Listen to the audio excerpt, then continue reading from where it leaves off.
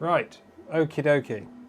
Hopefully things are working because I've not tested anything, obviously, since everything was slightly broken for a minute there. Good everyone, good evening everyone, and thank you for being patient with me while I get the stream working again, because for some reason it magically decides to stop.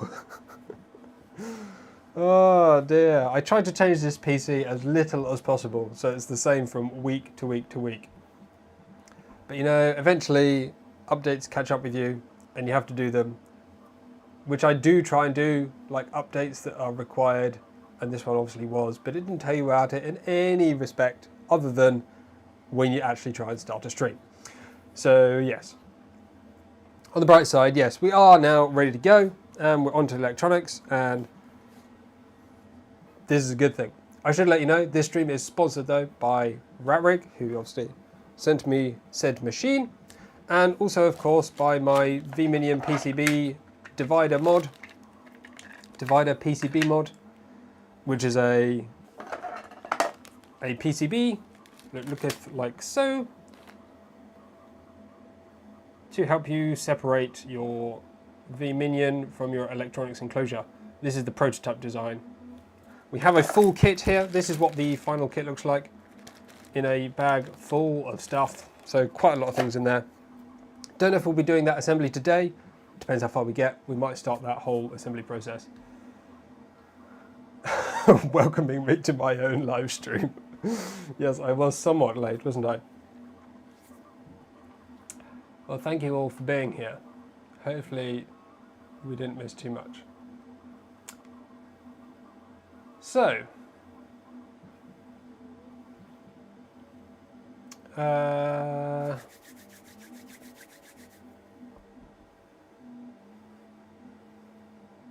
it is on the bright side, isn't it? Why is everything so white? I think it's because of this table. Adding this table in has made everything go really, really white. The auto exposure on the camera is just like, let's make everything super bright. Maybe if I put this like in front of me, it'll make it less bright. Anyway, the plan today is to be carrying on with the instructions that have disappeared. Hopefully we can find instructions. So obviously last time we did the ever hot end modular carriage assembling, which is this bit on the carriage rail thing up the top. We had a couple of little challenges and a couple of updates that I needed to do. I've since done those, so I've reprinted the parts or made the little modifications, and all my modified files are up on my GitHub page if you want to see those. I've also done this spool holder. Oh, this spool holder right in the middle here, like so. You might have gathered from when I assembled the original design, I found it somewhat frustrating. And Nero made his video, like a little review video of his experiences recently, and also noted that it's like 10 or 15 parts for a spool holder that could be like a single piece. So, yes. Much simpler. Again, don't have to pay for that. It's all open source, so if you want a single piece spool holder that's much easier to assemble, but uses the same screws that this one did, then you can do that. These brackets are horrible, in the nicest possible way. The DSLR is the close-up camera, so that's the one that's kind of exposed a bit more normally. But the webcam, which is what I use for the wide-angle shot, I can try a quick adjustment.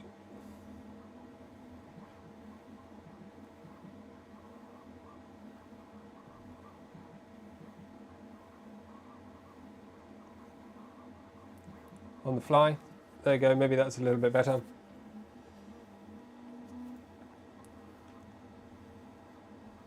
I'll probably do some sort of Bowden tube mod. Somebody did contact me about that actually as well. Yeah,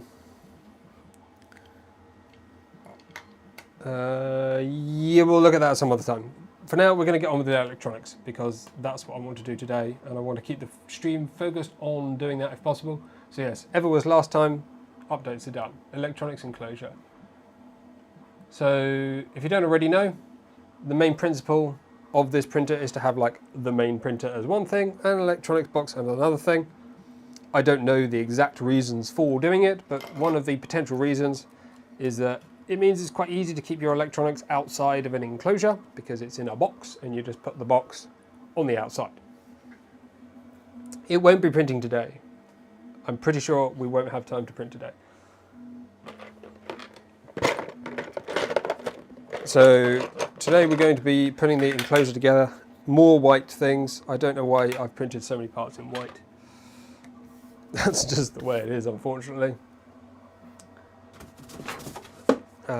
Let's get some parts together. These two panels, a bunch of M3 nylock nuts. So we'll probably have some available from what we did before, a couple, but I think there's its own little bags of pieces. So like, there's this set of plastic panel pieces, and then there's a whole bag of electronics case bundle pieces. So I think there's probably, oh, there's going to be some stuff in here we can use.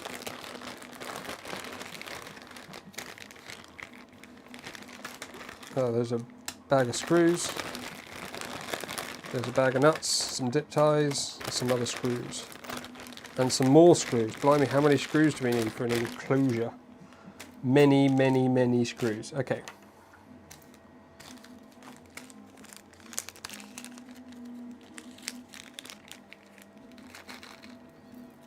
Let's just get a bunch of these out. So these are obviously going to have to be pulled into a bunch of different recesses, so we'll use a screw that was available from a different set. So we've just got to pull these into position. Oh, wrong one.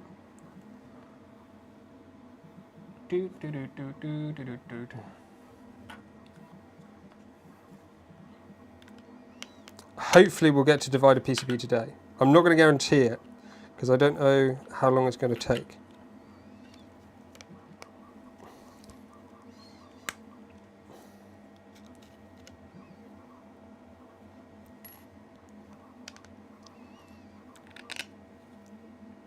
We might do divider as a separate one, but hopefully we'll get to it today.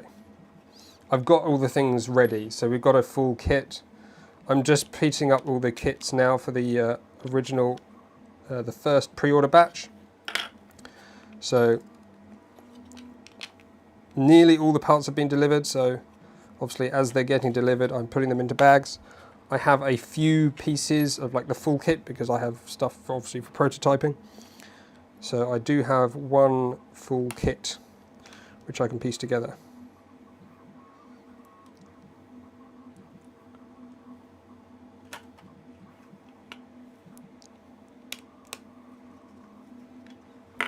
That's 4.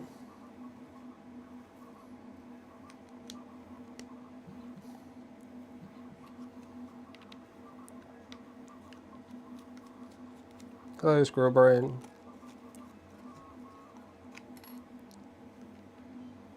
For those curious about the divider PCB, again on the GitHub there is documentation, so if you want a bit more information about it, there's plenty to have.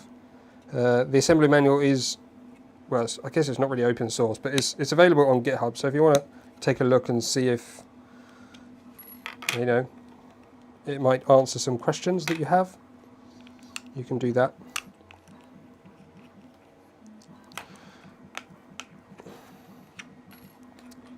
These parts are also very slightly modified. I've mentioned previously I made a bunch of tiny modifications to the parts to help with ABS printing and things like that. So I've got a set of files available if you want to use those. I printed these parts and not particularly well, I must say. I just used some random PETG that I had laying around, and it might be a little bit on the wet side, so it's come out a bit stringy.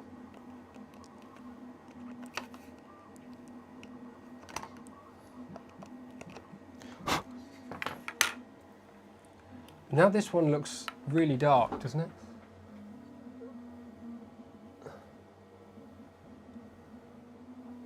I can't adjust it very easily. Does the camera look dark? Hopefully not too dark. So we also need screws in here.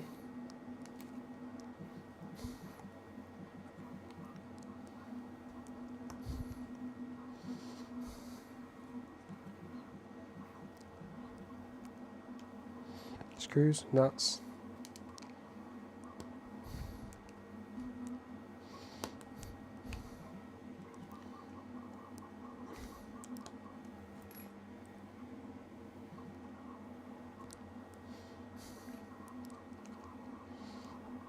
Looks like 2 here as well.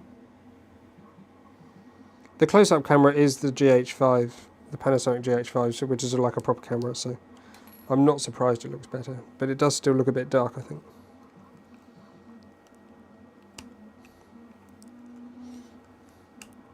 Right, 1, 2, 3, 4, 5, 6, 7, 8, 9, 10, 12, 14. That's 14 nuts inserted. Prepare the enclosure top and bottom parts. So we'll put these to one side. We need, so we've got to get into these panels. Oh, we've got to remove a bunch of plastic wrap from these as well.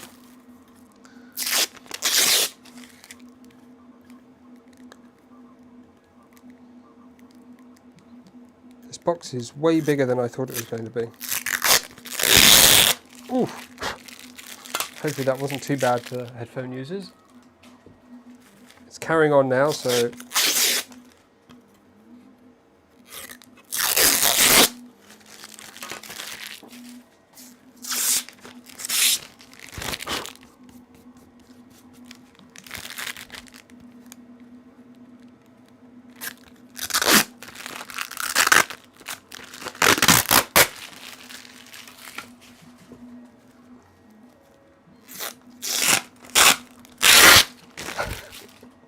sorry, I'll get it over and done with and then we can, okay, sorted.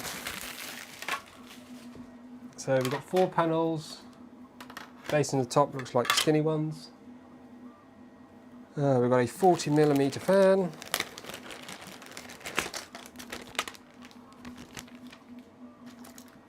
Which looks a bit like this. And 3x20 button head screws.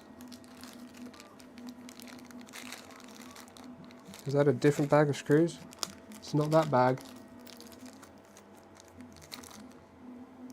It's not that bag. There are no button head screws. Do they mean cap head screws? No, 4 button head screws.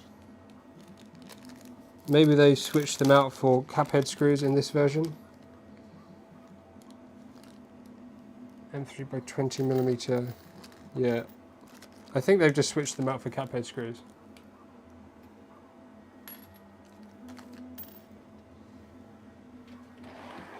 Oh, I've moved my little ruler again.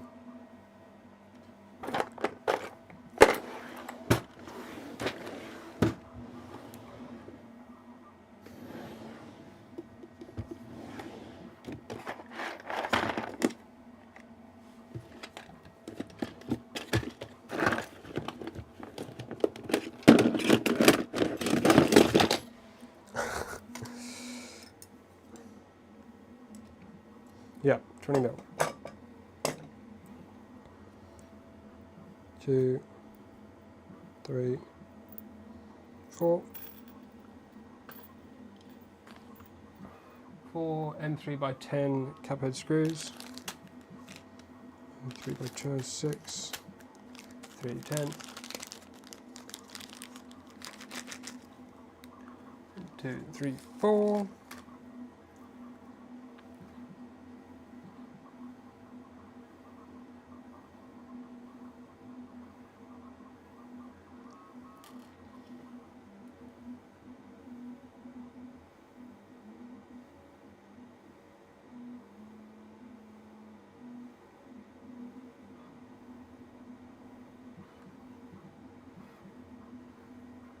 By 20, 2 40mm fan cage printed parts. Oh, so there's like the fan covers. I only had printed one originally. These are like not very well printed. I printed these today. The VCOR 3 is struggling with printing stuff well at the moment for some reason. It's kind of annoying. It's just kind of a weird, horrible, stringy mess, these. Well, we've got hopefully enough. wire case holder jigama-flibbies. 8 M3 nylon locking hex nuts. Why are we using nylock nuts in an enclosure? Can't we just use normal hex nuts? It's not going to have any vibration, pretty much. Or I suppose it will a bit by the fan, but not like... I've just gone with normal nuts for the enclosure because, quite frankly, they're easier to assemble.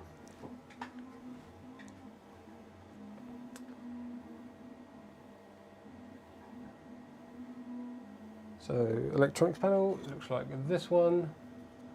So we want these in here.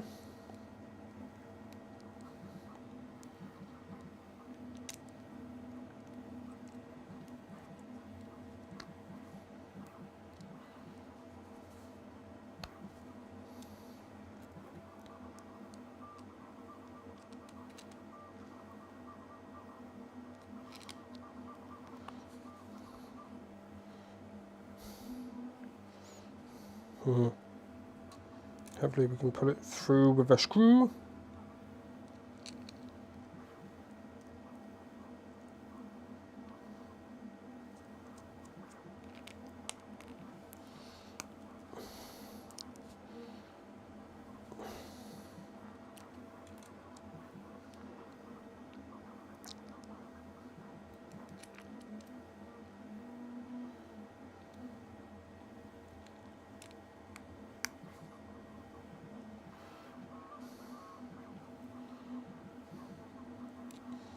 It is a good idea. There's many testing things I want to be able to do. It takes so much time to test a hot end.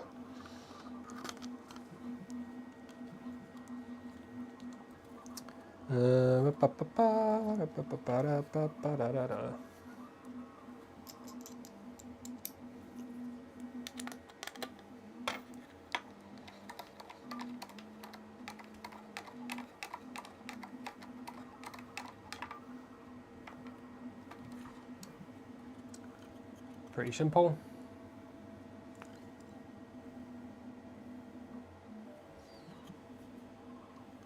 Of course, it's completely black, so you can't really see it. Oh, camera. Weird. Anyway, yes, it's right here.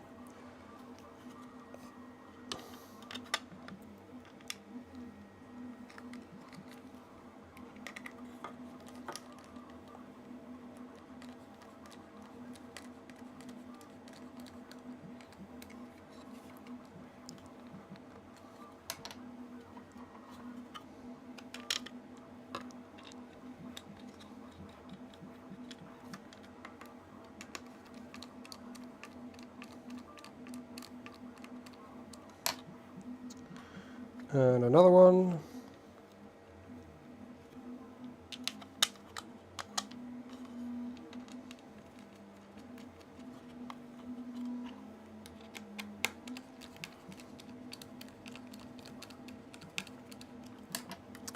Nice.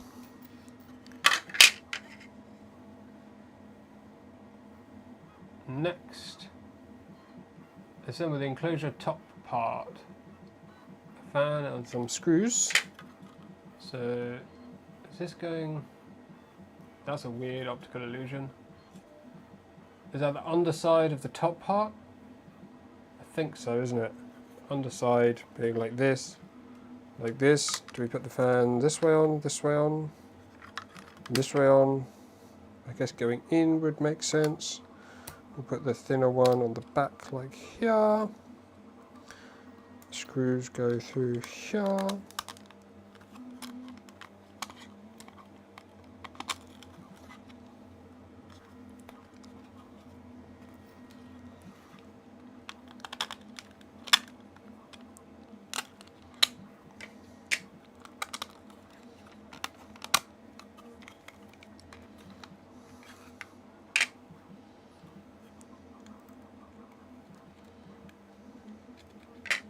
I'm not sure why it wants you to put the nuts on the outside. That seems like a weird decision. Oh no, what? This is so confusing. It's a weird kind of optical illusion. This... What way up is this meant to go? It's like doing it upside down, putting the screws up into the base, and then the fan's now on the other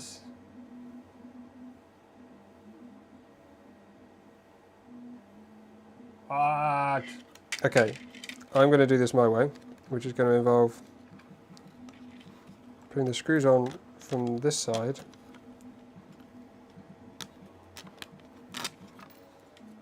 having the nuts on the inside.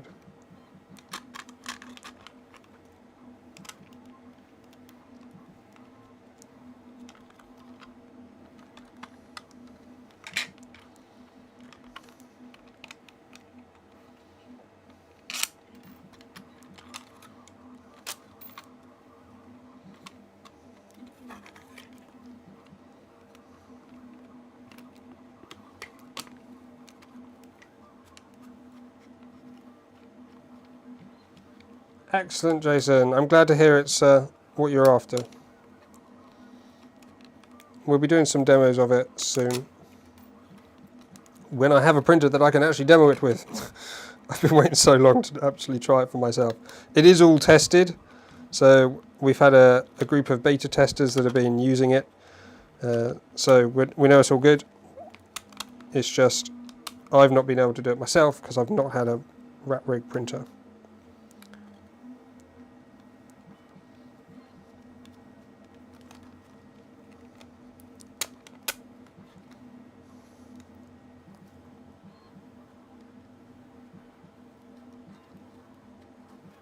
I don't think we'll get to first print today. We've still got wiring to do.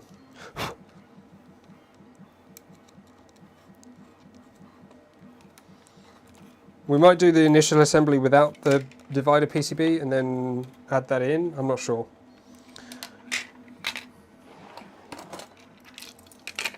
Using the wrong tool for the job. Look at me. What a badass.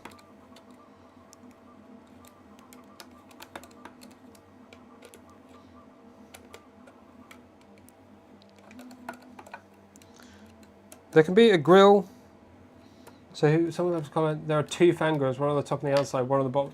Yeah, but on this, according to this diagram, the fan is, it looks like the fan is on both sides. The fan can't be on the inside and on the outside.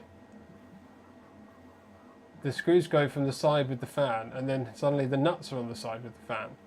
And this one's blowing, this one here, it looks like the fan could be sitting on top of the acrylic, but it's actually underneath the acrylic. Here, you can kind of see it better on this image, much closer in.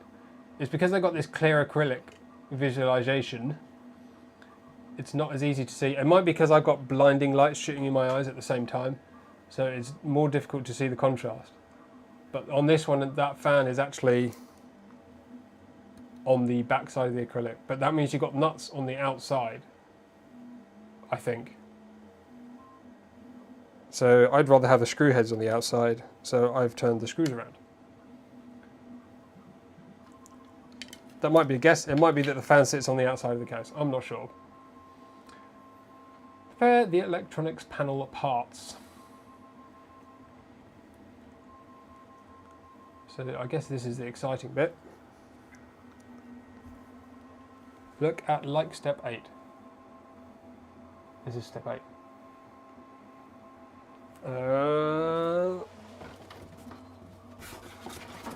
So we got a Big Tree Tech SKR2.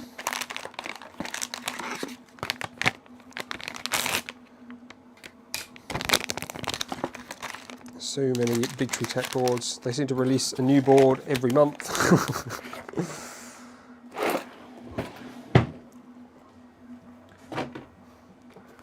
The thing is, it's quite easy to iterate on control boards when a lot of the components are the same, because they just keep stock of all the stuff that they put on them and basically rearrange the same parts into a different thing for a different control board. I'm not saying it doesn't take effort, it still takes a good design work.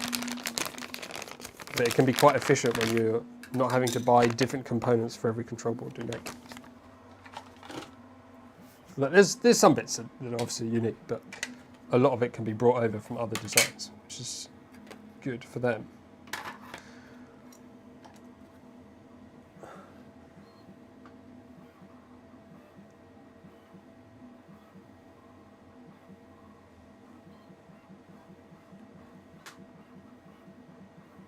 So that's those. We need 4 M2.5 by 16 cap head screw and nut. Oh, this is for this. Are these 2.5? I think these might be M2.5. I think they're 16 anyway. Yeah, that was in that bag, which had M2.5 by 16. Excellent. 4 M2.5 nylon standoffs. Where be those?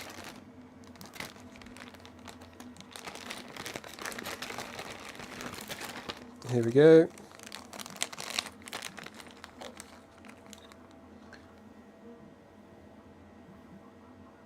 2.5 by 5, so that's the small ones. There's like small ones. Excuse me. There's small ones and there's big small ones.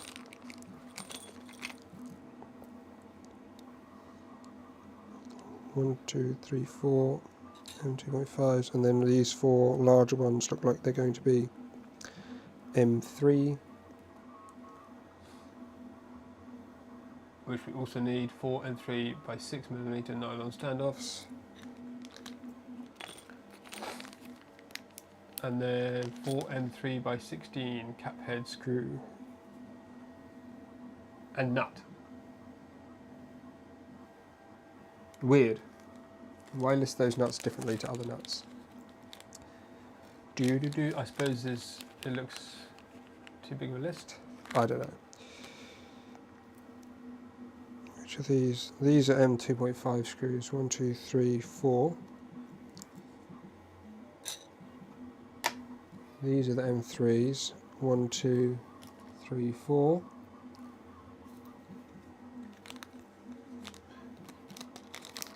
And then we need M3 by 16.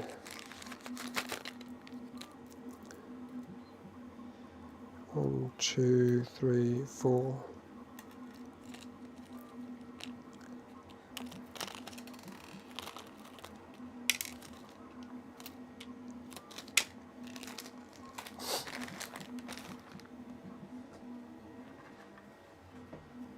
Yeah, Raspberry Pis are a pain to get, aren't they now?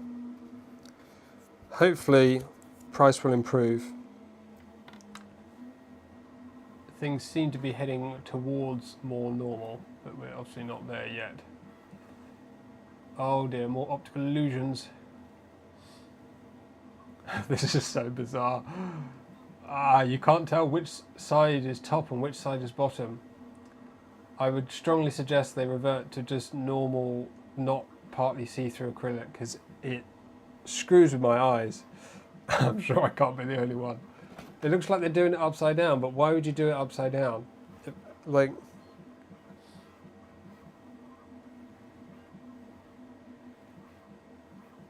okay, let's find out which side it's looking at. This corner, there's some holes here. I think this is going up through here.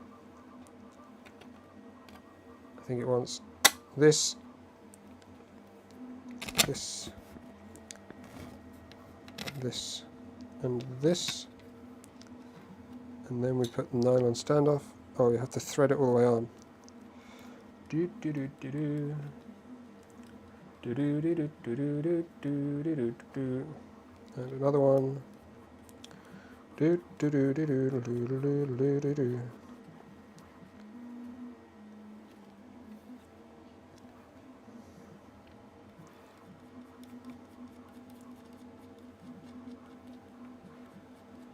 £215. That sounds like an out of stock, I don't really want to sell them price.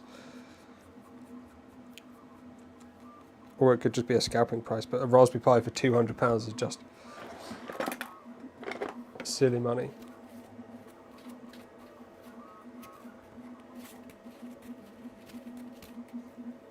Can you imagine if when they brought out the Raspberry Pi, they were like, oh, here's a nice little microcomputer you can use for programming and education. It's £200. It would just never have happened, would it?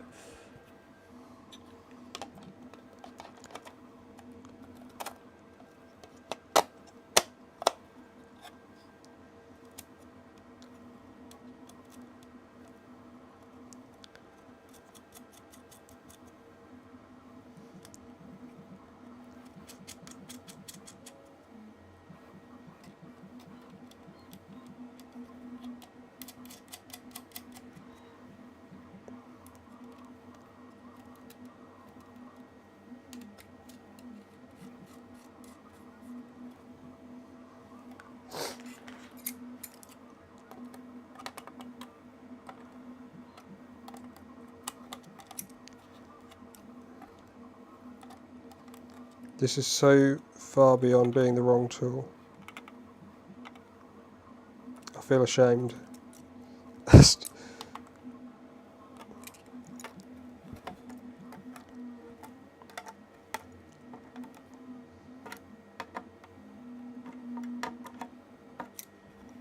Right.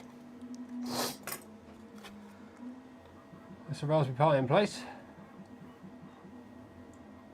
Next we have the SKR, that's going slappity bang on there, bibbity bobbity boom, same process. Looks like they've put different mounting holes in here for different control boards, so if you do have something slightly different, just double check which holes it aligns to and you should be fine. If not, this is only acrylic, I think, or polycarbonate, whichever plastic material. If you've got a drill, you can probably make your own holes. Just be a bit careful, because if it's acrylic, it can be quite brittle.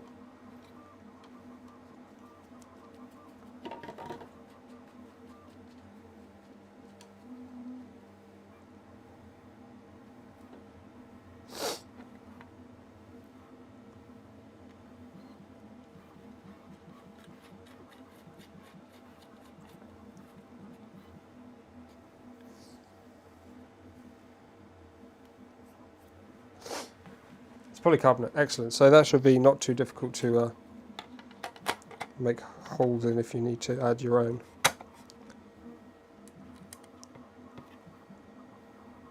Oh, this is also the wrong way around. Nuts should not go on the PCB side, because it's so difficult to get a tool in there. I know I was just using the wrong tool.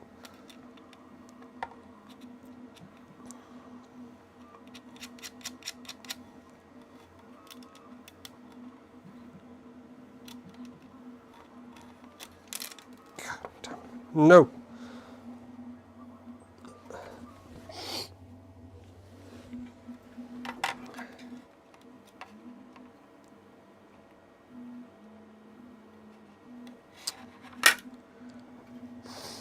I think there's a... Oh no, it's not going to be in that.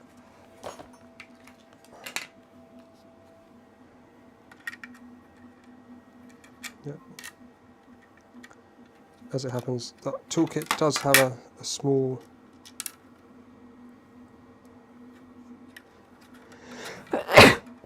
Excuse me, I don't know why I'm sneezing so much. Oh, maybe because I'm printing polycarbonate, that damn stuff. I'm basically sitting under it. I'm just going to get progressively more ill as the stream goes on because of printer fumes behind me. Not ideal. Not ideal at all.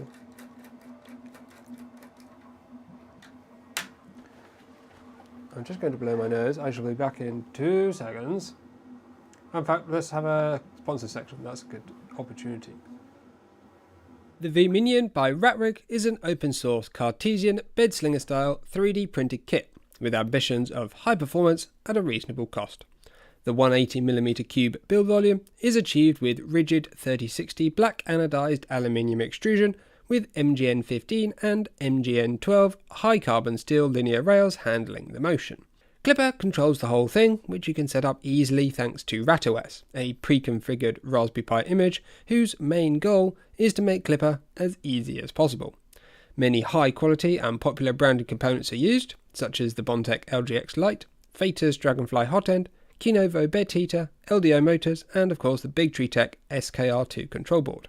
The 5mm cast aluminium bed ensures even heating, the flexible surface helps with print removal, and the ever modular carriage gives you hot end and extruder options if you want to customise your machine. You can buy your full kit with a €12 discount or a mechanical kit with an €8 discount via the link and voucher codes in the description. Just enter the codes at the basket before checkout, and this helps support the channel too. The divider PCB is a wiring mod for the Rat Rig V-minion, designed by me to allow easier separation of the minion from its electronics controller box. This is ideal for those looking to enclose, move, or just tidy up their machine. It comes as a DIY kit with everything included except for the wires. There's a written assembly manual to help you get everything correct, an assembly jig to make the soldering job as easy and mistake-free as possible, and an enclosure for mounting. You'll also be pleased to know it's compatible with the Squirrel Brain drag chains mod too. You can order via the link in the video description. Righty-ho, let's carry on. So, next we have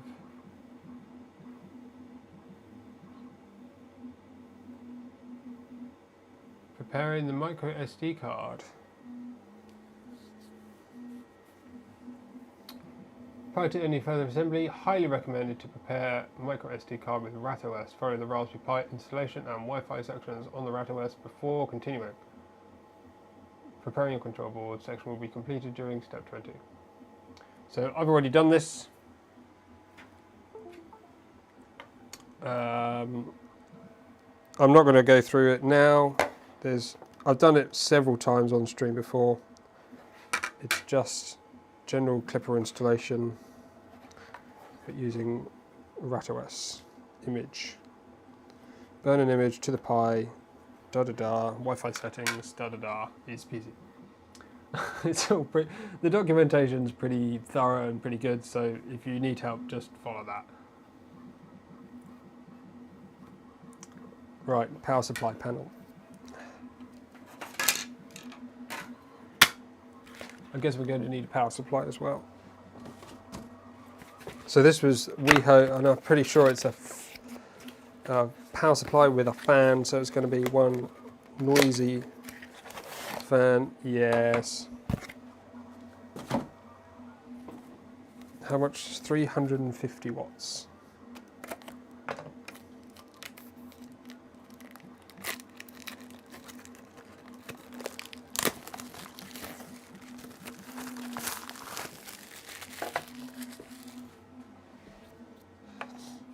That looks like that's going to go on there that way round.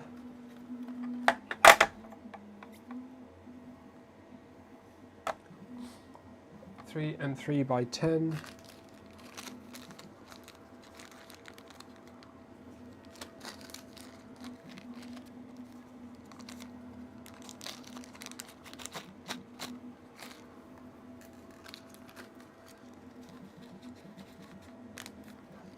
And 3 nylock nuts.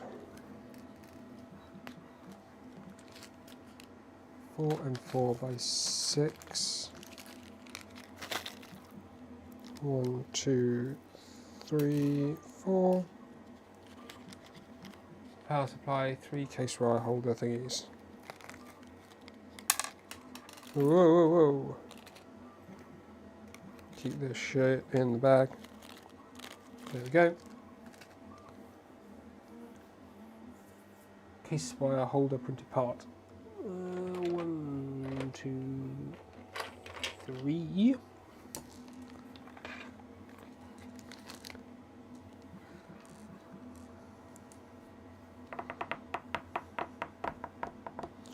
So we're going to pull these nuts into here as before.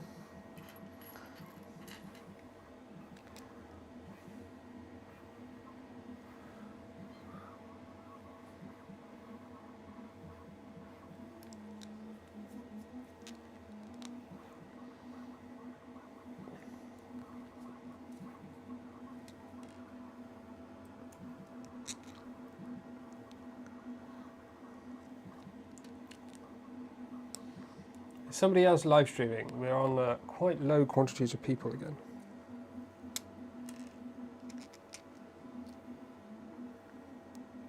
It's weird how it fluctuates so much. So that's those.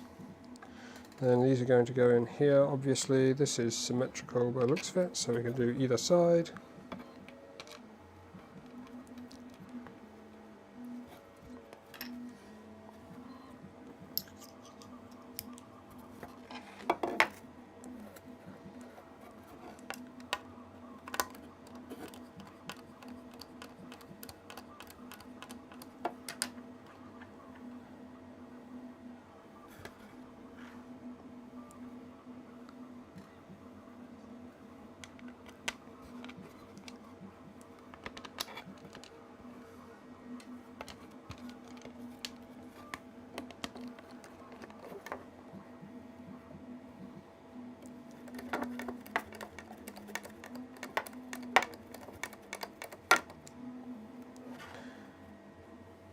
More.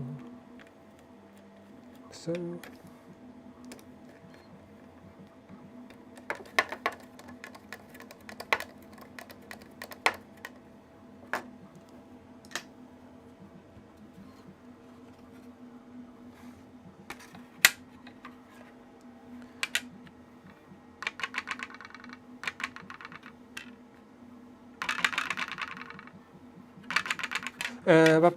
Then we need this power supply connected on here, so that's that way up.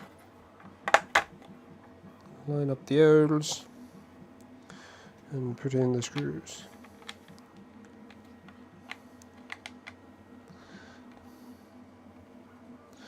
These barely thread in.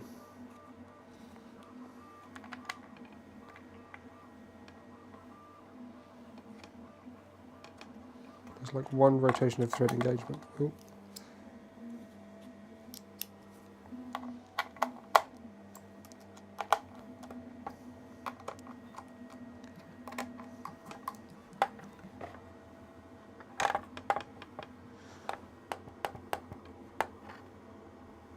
Oh, so there's screw heads that stick out in the power supply. Right.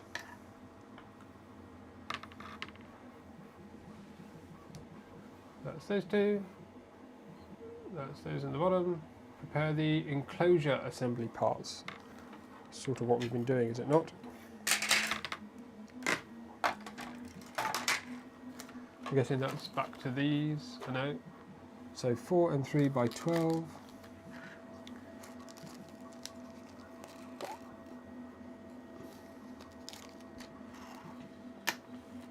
4 and 3 by 10.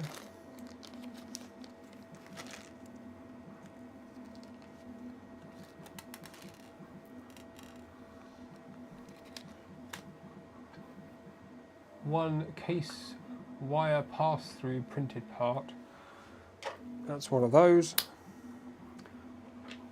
4 feet printed part. 3, 4. 1, 2, 3, 4.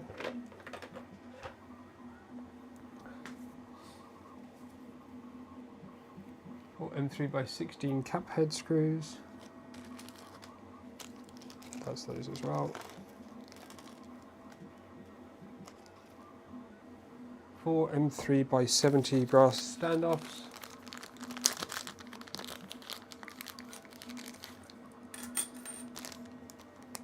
One fused case switch LEC sockety thing. Oh, it doesn't switch both sides. Whatever.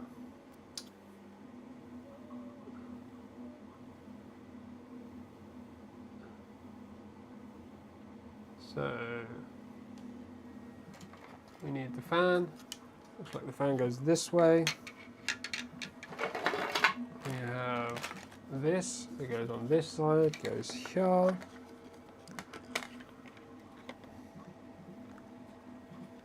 N3 by 10 screw.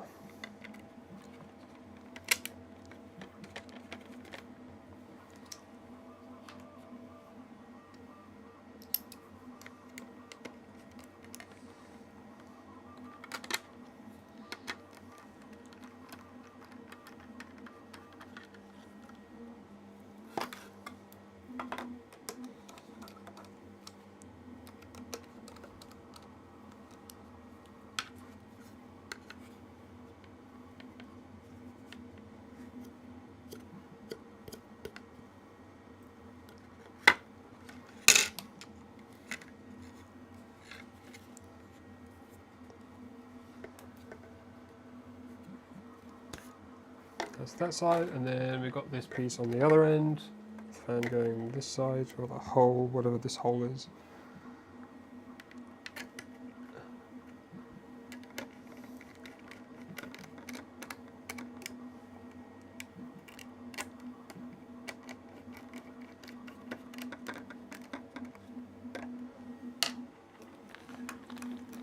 We have what starts to look like a box.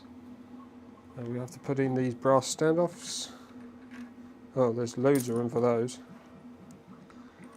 I expected them to be a tightish fit, but not even close. Install the electronics panel. Okie dokie, that sounds easier said than done. That's going up here, like a so, like a this, like a do. M3 by... We don't have that many M3 by... How many M3 by 10s are we using? Lots, by the look at it.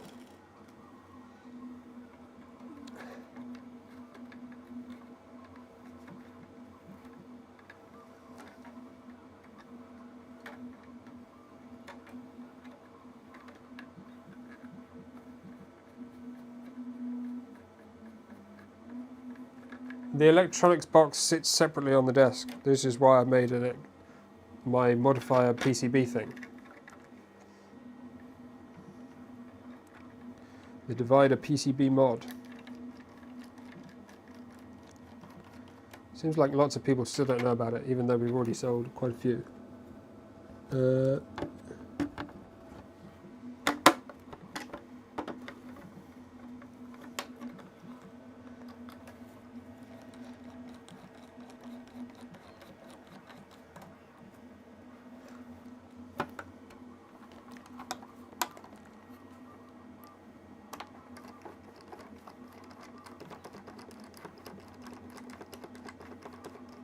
Well, that's not working.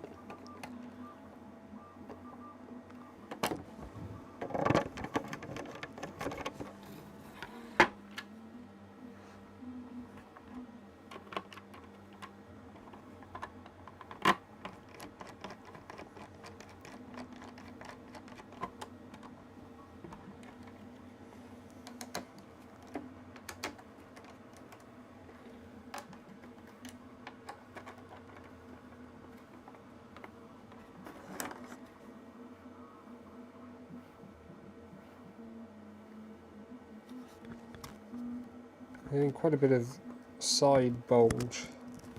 I mean, it's not a lot. It's coming from something. What an astute observation.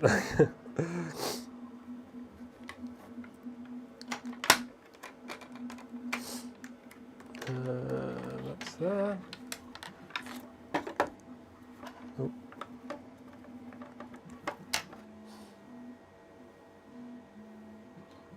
Still the rear enclosure parts.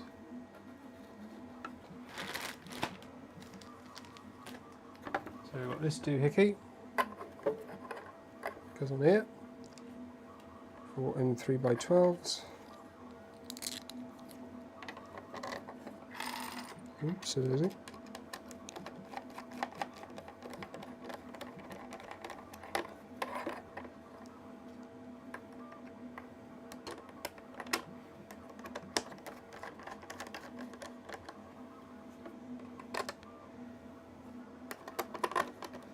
I think it looks quite good in black and white though.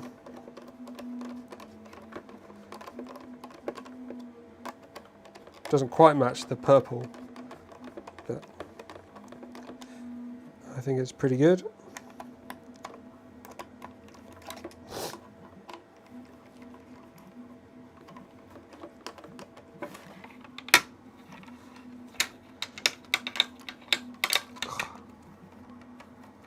Oh, freaking nylock nut. The nylock nut just jammed, didn't install properly.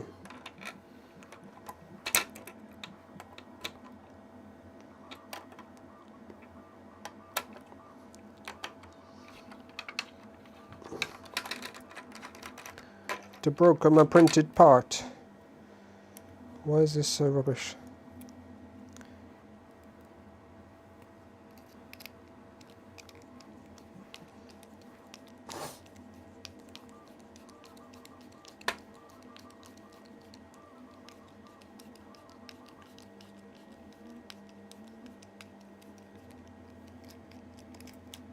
Right, that one's going away. I'm just going to use a normal M3 nut because they're infinitely easier.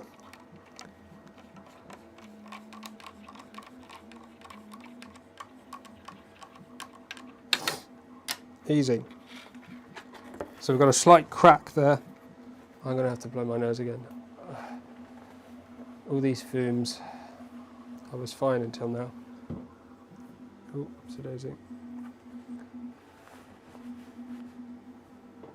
Back in just 2 seconds.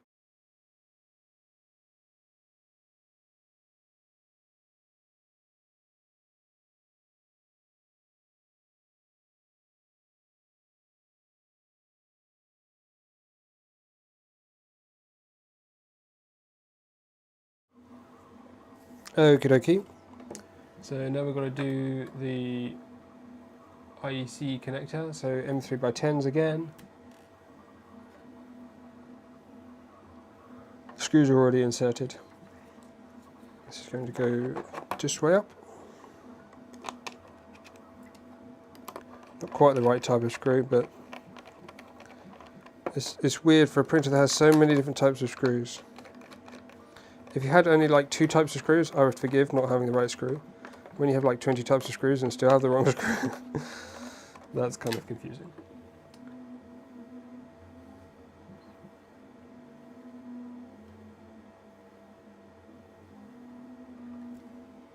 So now it looks like we're going to turn it over.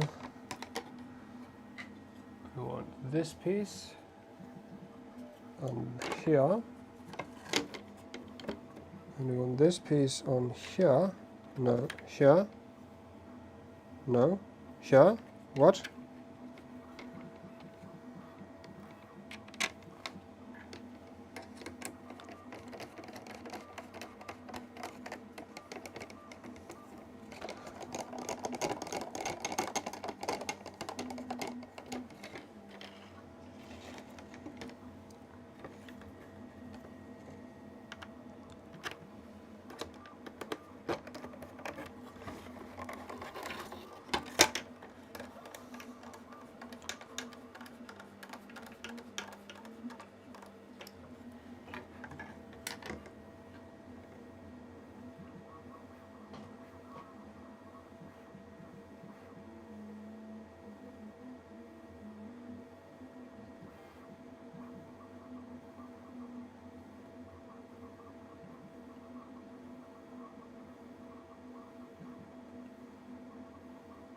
Okay, so this is going to be the world's most annoying electronics assembly.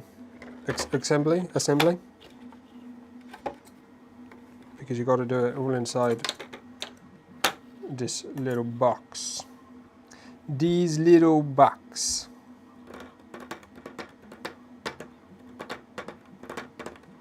Okay.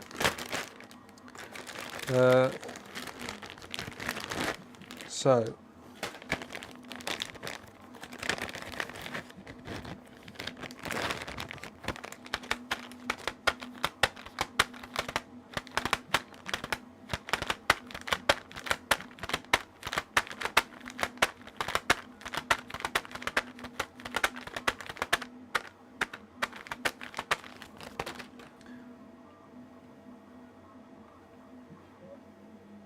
That's the point, I think, where the instructions have pretty much let go.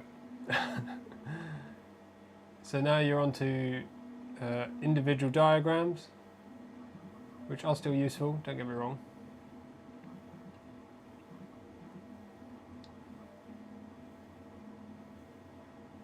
Doesn't tell you how to wire up the mains, but that's not the end of the world.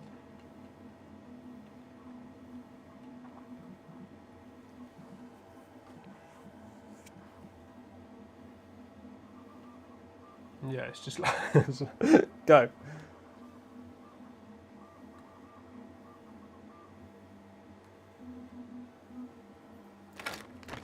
So we've got some sleevey stuff, got some wiry stuff, a little bit of mains wiring, and USB cable.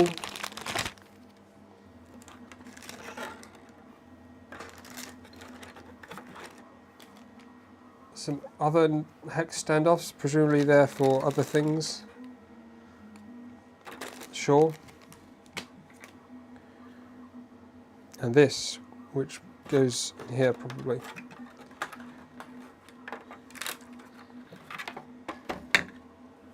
So we got this which goes in here,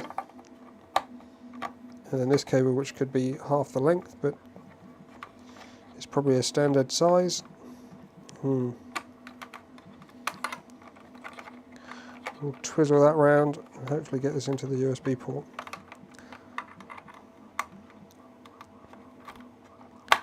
Tell you what, we'll do it the other way around. Oh, there's still not enough room. The USB... Why is this so long? Curses. Am I trying to put it in the wrong way around? I am.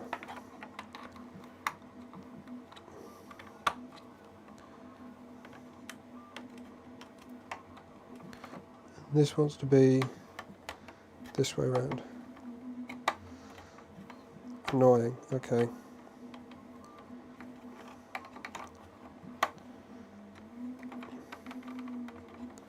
There you go. That's pretty snug under there. It looks a little bit like it's forcing this here, but I think that'll be okay.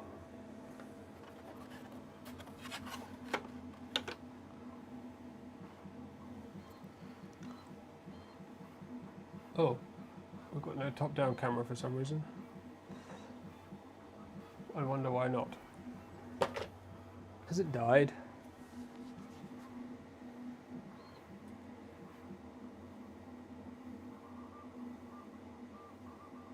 Seems to have died.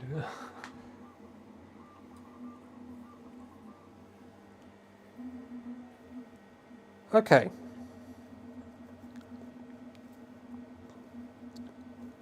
Should we take a look at the divider PCB mod, because we kind of might need to get that installed, and then we'll have to do wiring kind of from the printer, get that right to the box, and then go from the box to this, and then we can seal this up. So I think we need a divider PCB. So let's do that. Exciting! Such excite. Do do do do do. Do do do do. So, divider PCB mod is a modification I've designed for the Rat Rig V-minion, which could actually be used on other printers in order to allow disconnect fairly easily between the printer and the box that we just made. That's why it's called divider, because you're dividing the two. Get it? Smart, eh? So these are all for sale on my website as a full kit.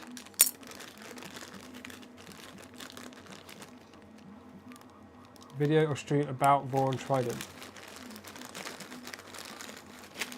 Probably not. I don't know, maybe. I mean, I'd like to have one, but I don't think I can at the moment.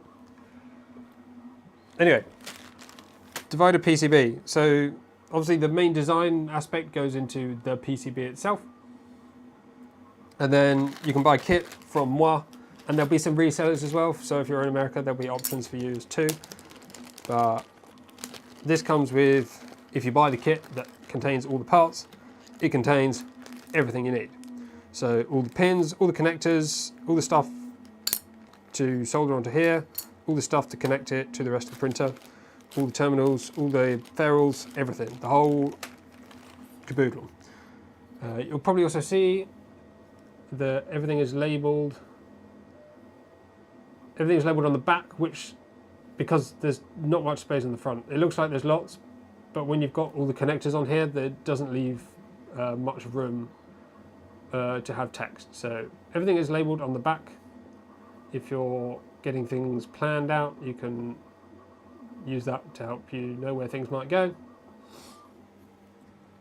There is also a full set of instructions. So there's written instructions with pictures and images and how to and suggestions and guide and all this kind of stuff. So if you're not entirely sure about how to do it or what to do, that will walk you through pretty much step by step. There is this jig which helps with the assembly. So you basically just place all the big components into here and then shove that on top and then solder it all up. So that's what we're going to do. So first things first, soldering iron. Let's get this plugged in and start to heat up, and then we'll start placing components.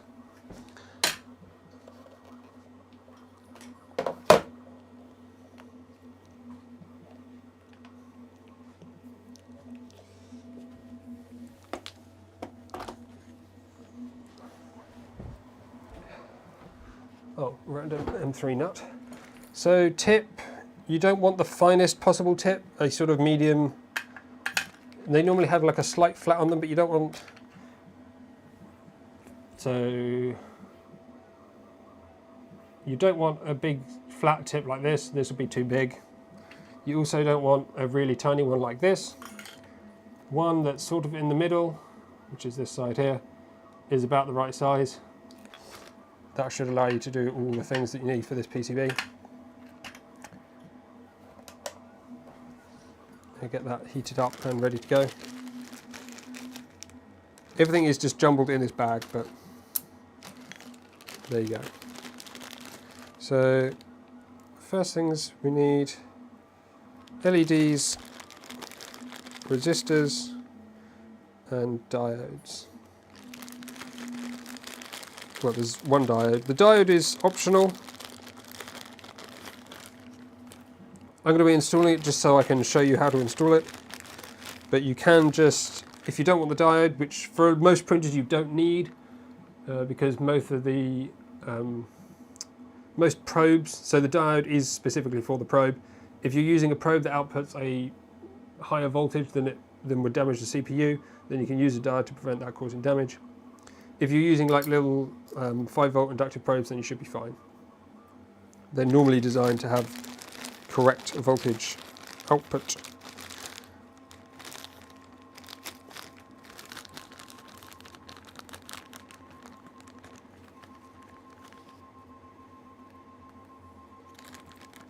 And yes, so I can't remember exactly what order I did it in the manual, but basically you want to do these components first and then do this. So there's also on the jig, let's see, can we get that any closer? Nope. On the jig, so there's a D here and there's an R on the other end, and they indicate the two parts of the end, and these will help you just bend the pins. I mean, you can kind of do them by hand, it doesn't really matter. You don't need to be super accurate, but you can place the diode in the end here, and then I put my finger over the end and pull the pins down, and that just gets them about the right position. So that's for a resistor. You've got two resistors. They're both exactly the same, so it doesn't matter which one goes in where. The LEDs and then the diode. Diode obviously bends in the other end. So once they're sorted, you can put that out of the way. I almost need a macro lens. So the positions we're looking at, oh, this is going to be difficult. R1 and R2, and then the diode is up here, and the LEDs are these two round parts, 1 and 2. You'll see on the LEDs that they have a square pad and a circle pad. The square pad is the negative or the cathode side. There's also the shorter pin. There's also a flat side on the LED. So you want the flat side, short pin, square hole, all to match up. You stick the LED through the hole, like so, till they touch, and then just press your finger against them so they stay flat against the PCB, and just spread the legs.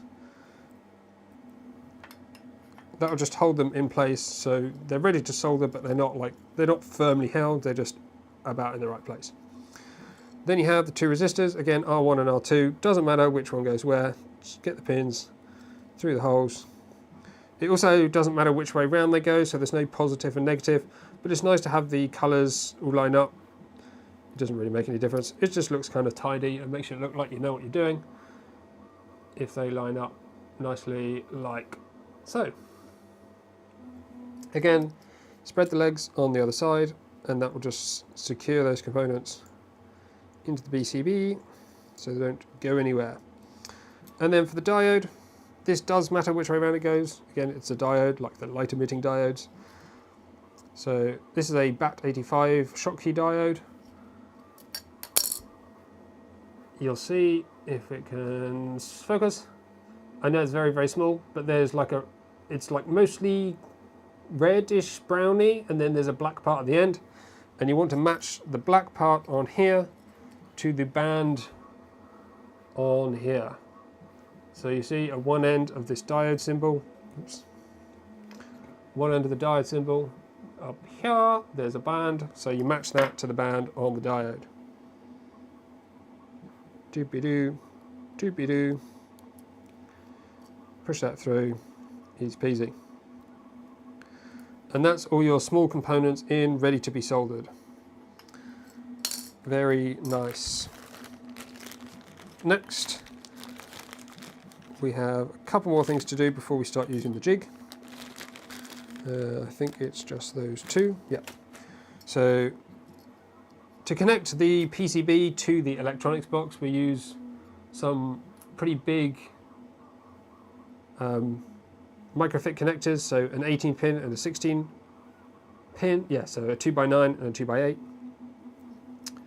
The reason they're different is that so you can't plug the wrong one into the wrong thing. So the 2x8 is exactly 16 pins, obviously, and you have 16 motor pins. So that is entirely used for motors. To position it, you just got all those pins, you line them up, and there's two clips on the underside. So they need to align to the holes, which are not plated or for soldering or anything. And then you just simply line it up, as I said, and that's the wrong size one, which is why it's important to get the right one. And then just literally, you line it up with the holes like this, and it clicks in. So that won't fall out, that's in perfect position to be soldered, and it's the same with the larger one. And they both secure nice and easily, like so. Now we can start using this jig. So we need to get all the other header type pins, which is basically anything that looks like this or this. So anything that's like a plastic body with some pins sticking out, like that or like that, these will be positioned in the jig. Unfortunately, we've got a white table with white connectors on.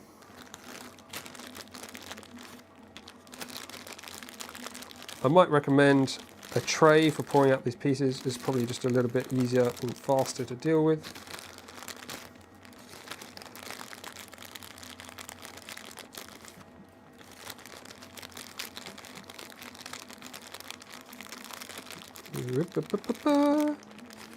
This and this. And this one. So again, everything's set up so you pretty much can't get it wrong. So a 3-pin connector won't fit in a 4-pin hole, it won't fit in a 2-pin hole, and it won't fit backwards in a 3-pin hole. So you can't push them in, they won't go flush if you put them in the wrong place. So all you have to do is align the connectors to the holes where they're supposed to fit and push them in. There's no force required, they should just sit flush nice and easily with the surface right so. It's quite satisfying putting them all in, they fit just perfectly. They're designed to be a little bit loose, so if they're very tight, I would maybe consider calibrating your printer or checking something about your printer first, because if they're very tight getting in, you won't be able to get the PCB out afterwards very easily. Same with this component at the end. If you try to put it in the wrong way, you'll notice it just won't go in because there's a locating pin on one end, so make sure you get it the right way around and then it will just fall in. This large connector, because it matches right to the edge of the PCB, there's nothing to really hold it in, but as long as it sits about there, then you'll be good to go. And then you simply get the PCB that you already assembled, and you're already there.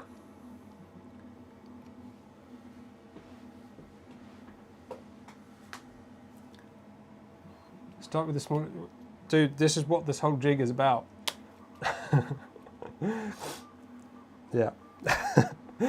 Thanks, Tommy. So now you have basically every single component ready to go. Why do you think it's pre-recorded? No, it's not pre-recorded.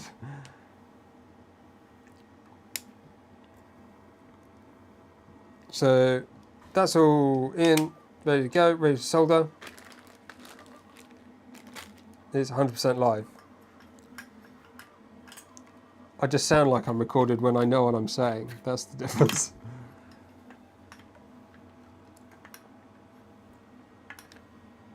Well, so the only reason you typically do smallest components first is so it's easier to solder and easier to get to. If you started putting in these large connectors and then tried putting in small components, that can get very difficult. Sorry, I was holding it away. If you try to put big connectors and then little things in, that's when it can start to get difficult. In this case, these are all small, so you can put those all in, and then we just do this and they're all together. But because we're soldering them all in one go, well, not all in one go, but we're soldering them all at the same time-ish, in the same, you know what I mean. I'm going to get a little fume extractor to try and reduce the fumage a little bit. If I've got enough plugs and I can access them.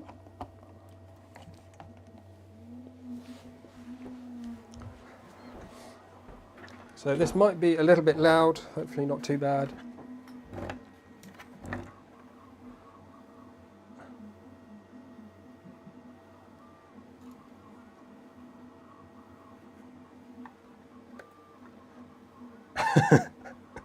Only someone pre-recording this says. How can I convince you it's not pre-recorded?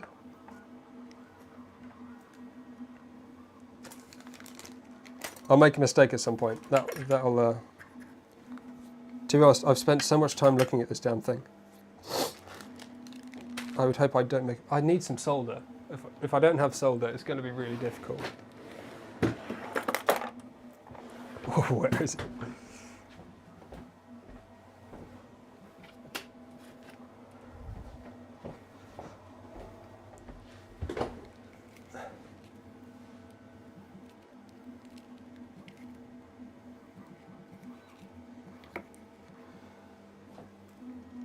The LEDs should just touch the PCB because there's holes in the bottom of here which are set at just the right dimension.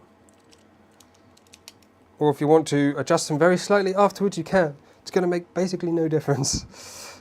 So I'm going to get a little bit of blue tack as well. Oh. Especially when you're on a kind of slippery surface like this granite. Seeing as we have this very nice jig that holds everything for us, we can put a piece of blue tack under the base. Now, typically you kind of want to move your hand around a little bit when you're soldering.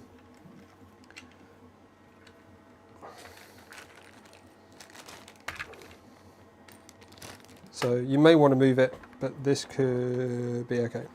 Okay. Hopefully it's not too loud. Kind of loud.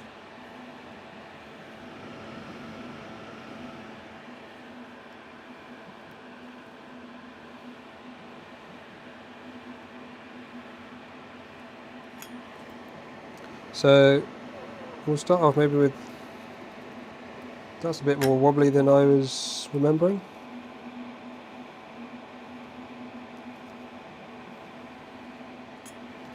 It's okay. It's not going to wobble far. Trouble is this holder is not very good. So the tip touches inside. It takes a bit to heat up afterwards. I wouldn't say I'm an expert when it comes to soldering. So don't take too much advice from me here.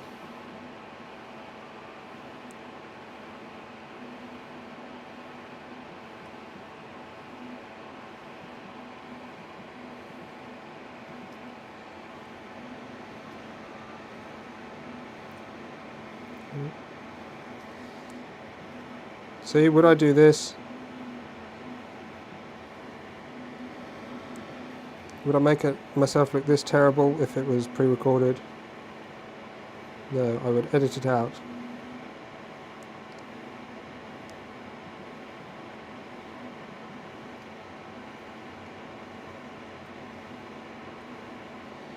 So if you want, you can go do like other components and that'll help steady it probably.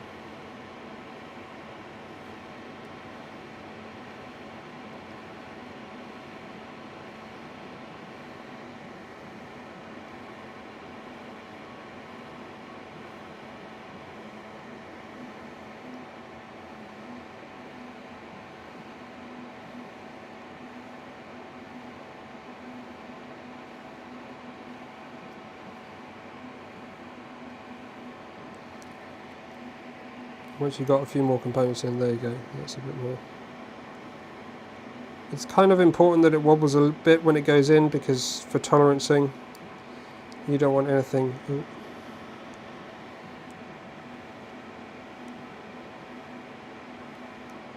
I think maybe what I would recommend is doing these components with the wires first, actually, because the wires sticking out are going to get in the way. So by soldering them in, you can eliminate that problem.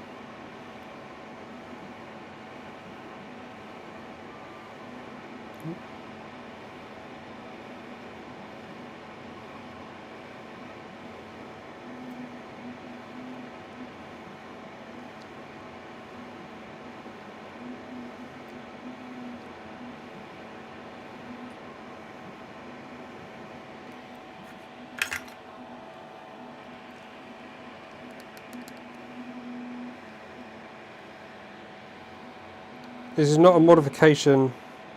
It doesn't have to be open source to meet with V-minion, because it's not. I've not modified the V-minion files, so I don't believe it has to be open source. I could end up making it open source, honestly. Like, I don't think it's a big deal either way, but I don't think I need to.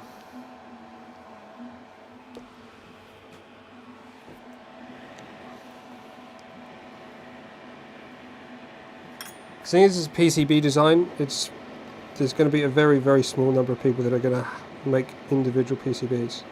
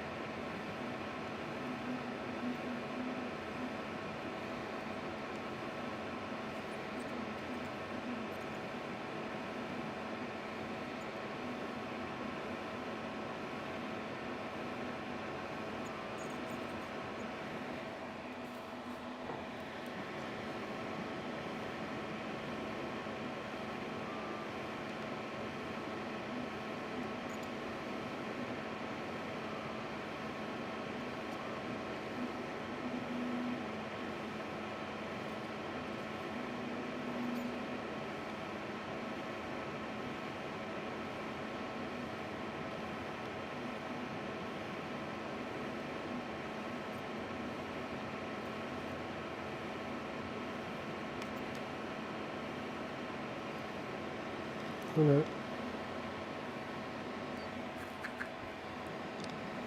So here we've accidentally bridged two components. You definitely don't want that.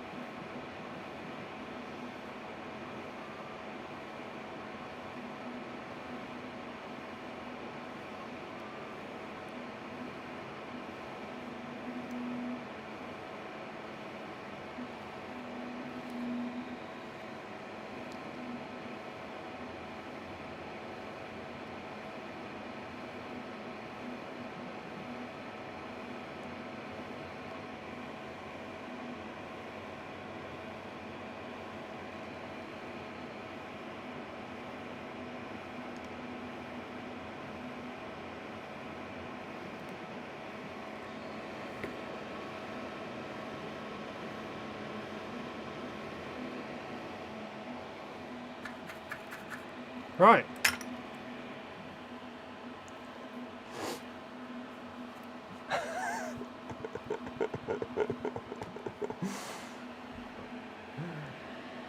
It is live. Right.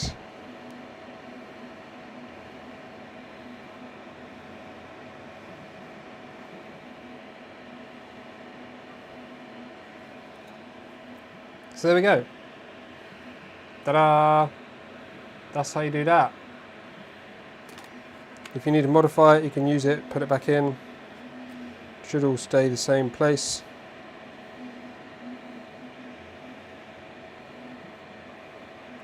I would say it's not like 100% perfect, but it's pretty darn good. And it's much easier than doing it like wobbly on a surface. So I think these.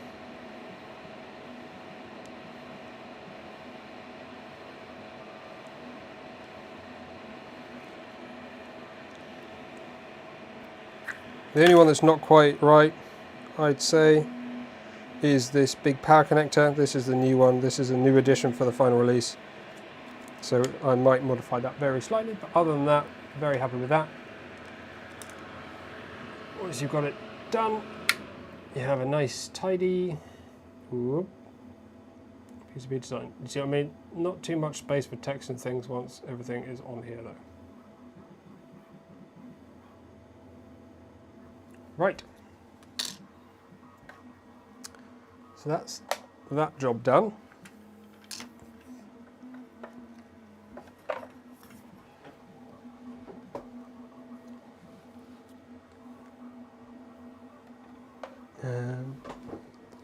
Move that down here. Ooh.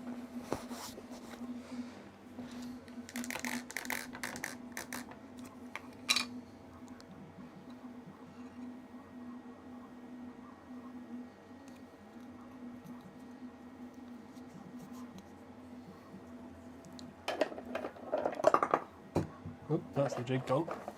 And then this fits in here, so you'll actually need to mount this probably to the printer.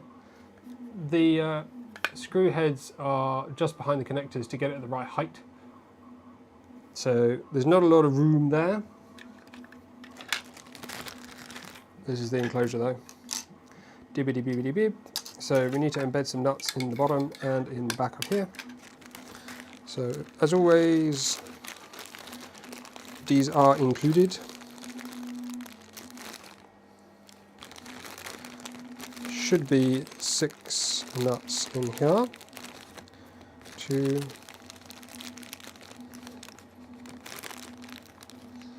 3,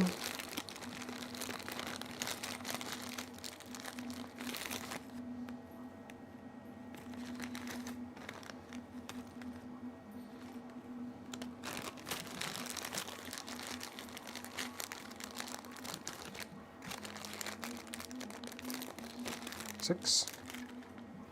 So 2 slide in the back. Ooh, very loose. Might make that a bit tighter. And then 4 in the base.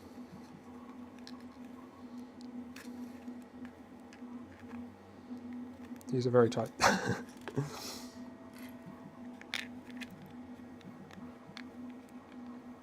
All the screws you need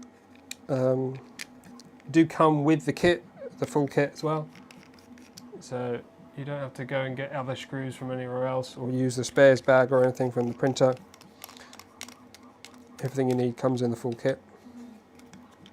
Oh, we should do our sponsor segment as well, and then we'll be back in a second. The V-minion by Rat Rig is an open source Cartesian bed slinger style 3D printed kit with ambitions of high performance at a reasonable cost.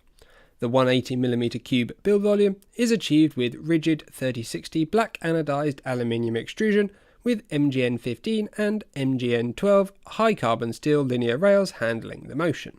Clipper controls the whole thing, which you can set up easily thanks to RatOS, a pre-configured Raspberry Pi image whose main goal is to make Clipper as easy as possible.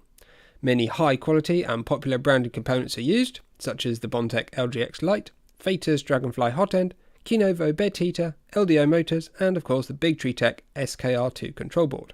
The 5mm cast aluminium bed ensures even heating, the flexible surface helps with print removal, and the ever modular carriage gives you hot end and extruder options if you want to customize your machine. You can buy your full kit with a €12 discount or a mechanical kit with an €8 discount via the link and voucher codes in the description. Just enter the codes at the basket before checkout, and this helps support the channel too. The divider PCB is a wiring mod for the Rat Rig V-minion, designed by me to allow easier separation of the minion from its electronics controller box. This is ideal for those looking to enclose, move, or just tidy up their machine.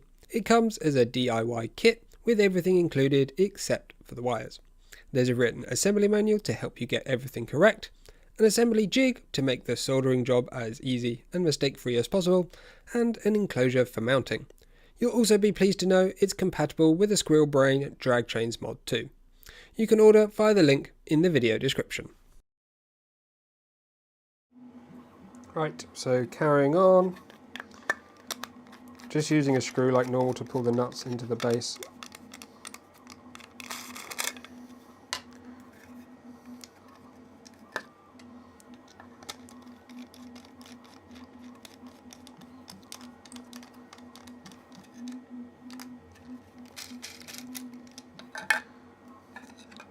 The progress for anyone that's pre-ordered, by the way, I'm trying to keep the website as updated as possible, the sale page. Things are going pretty well. We've got pretty much everything. There's like a couple of bits, some of the terminals have not arrived yet. But everything else I think is pretty much here. So it's 13th. I committed to delivery or dispatch by the 18th. So we're looking pretty good to be on schedule. Yeah, these nuts in the back are a little bit loose, so I'll improve the design, I think, to try and get those in a little bit tighter, but they should be fine once they're in, once they're in the printer, as long as we don't lose them in the meantime. So we've got 4 M6 screws to hold the PCB to the enclosure, 2 M12 screws to hold the enclosure to the printer, and another 2 did I say M12?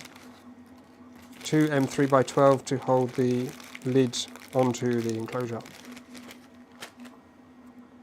Let me show you how it fits. Of course, we've got the hammer nuts are included. I've included 3 hammer nuts. You only need 2 but I know sometimes the threads are damaged on them, and since most people don't have these nuts are definitely way too loose.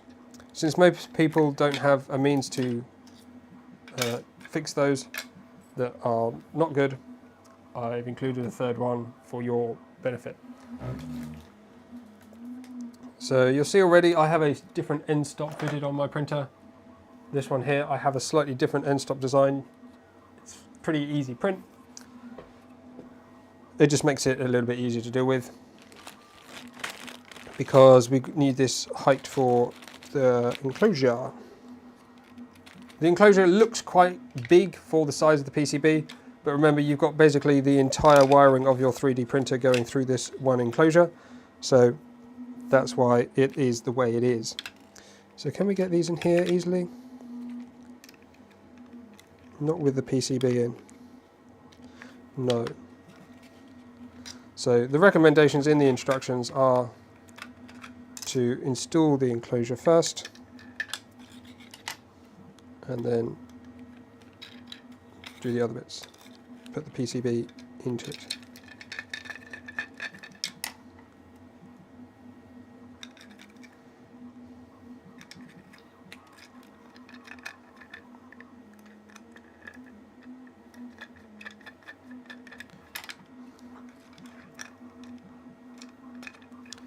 I was hoping we'd have the harness here today. Oh yes it is, isn't it? Sorry about that.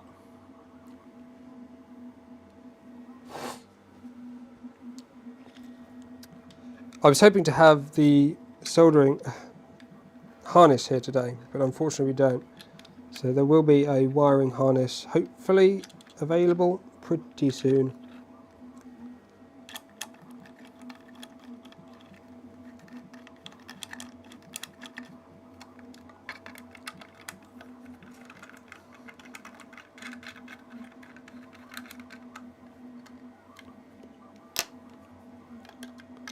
Yeah, those are not ideal, but we can sort that. I'll definitely be updating the design for this to make those a little bit easier to put in. That goes in here. Obviously, you'll probably want to get some of your wiring like partly done before you start doing, maybe putting the PCB in fully, but I'm doing kind of a demonstration if you like, and then we'll get on with the wiring.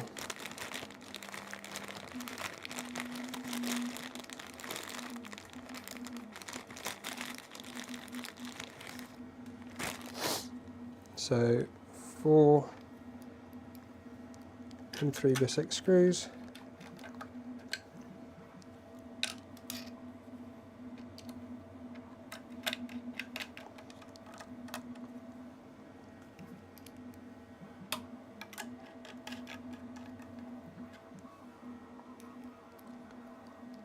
Oh man, this almost looks like it was designed to be part of the printer, especially printed in the right colour and everything. It blends in so well. Look at that! Blooming awesome. Okay. So, we can kind of demo a little bit, can't we? So obviously the idea is, I'm doing this for the first time by the way, obviously having only just had this printer. I've not had the opportunity to fully use this yet. So this should go on here, and that should go on, aha, so we need to put this in here. Okay, we need to move it along a little bit.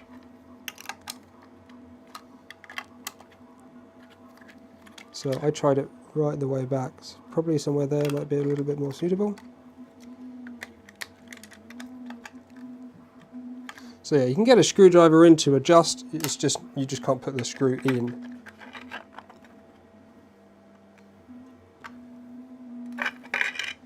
These pockets definitely need some adjustment.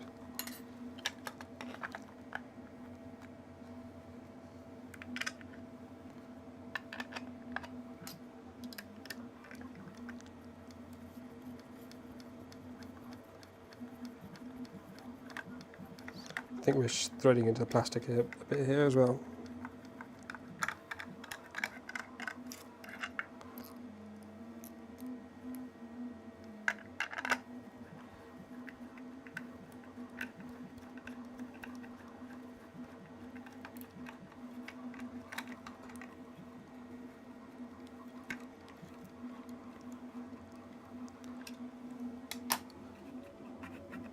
Nice. So then you have these connectors. So this would be the connector for the power. That just goes in there. You have the connector for the motors, and that one goes in there. You have the connector for everything else, and that one goes in there. That doesn't quite close properly because my I had to print these parts. Although they're ABS, I had to print them on the VCore 3 because the Voron was having a bit of meh. So they're a little bit warped, which is why they don't look like they close quite right. But if you were to print them on a printer that either can print ABS well, or out of PETG or PLA or something, then they'll be absolutely fine. So obviously then if you wanted to disconnect your printer, it's as easy as one connector, two connectors, three connectors, and that's it. Disconnected from electronics, put back, put it where you want it, bosh, bosh, bosh. Yes! Now that is a mod. How freaking sweet is that? So there's a hole down the end here for just a couple of wires. You've got your motor wire obviously and your end stop wire. If you want to do sensorless homing, obviously you don't need this end stop, but you've got this hole for that. And then you can't see it from this angle, but the other hole's down here, which is much larger, and that will take pretty much every other cable.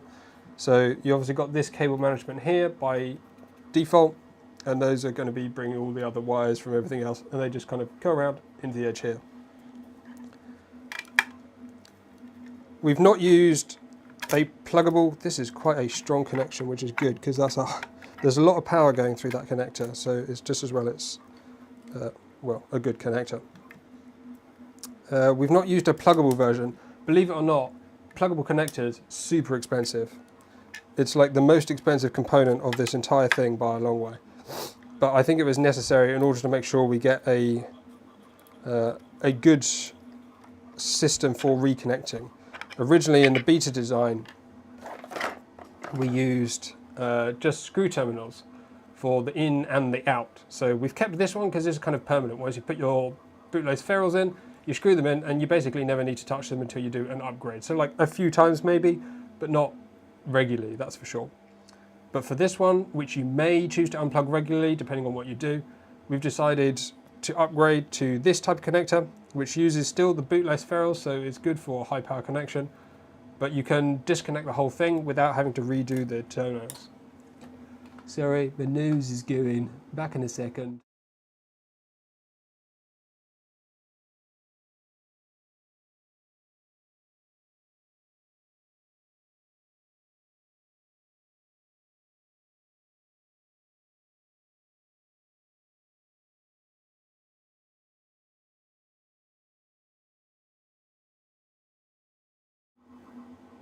Right, yeah, you could. I don't know why the default setting is to have it poking out this way.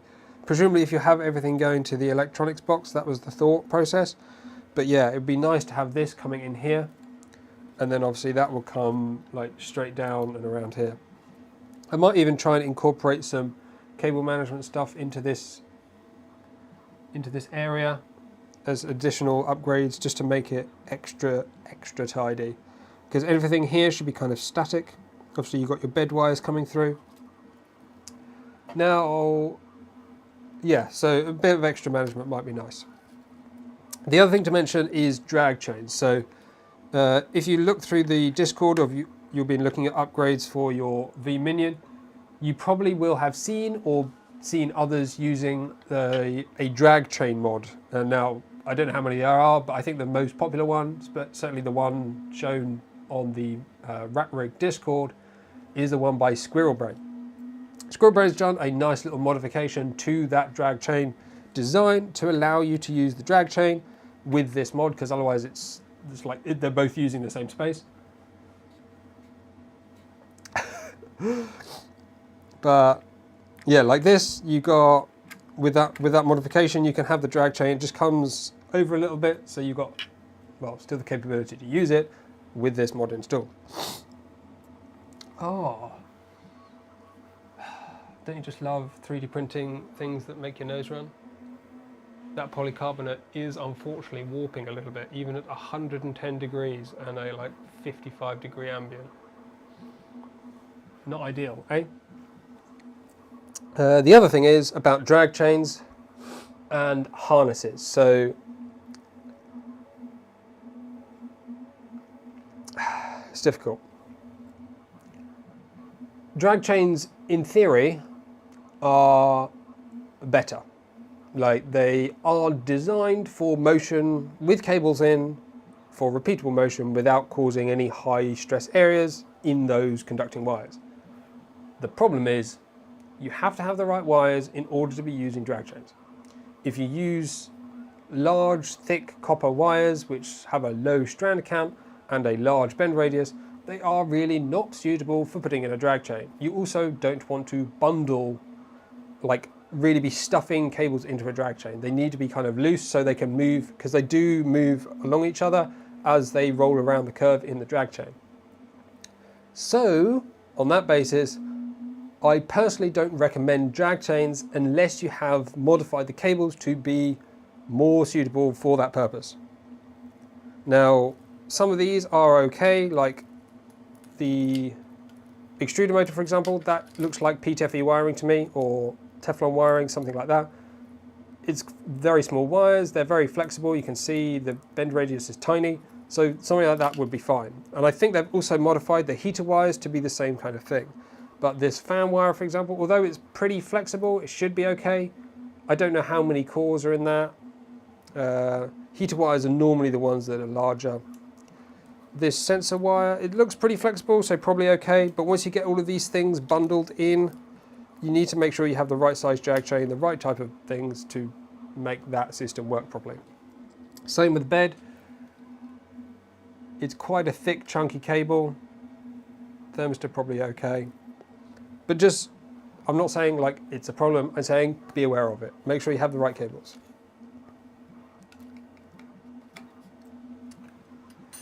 So, next step in the process is, apart from having the sniffles, god damn it,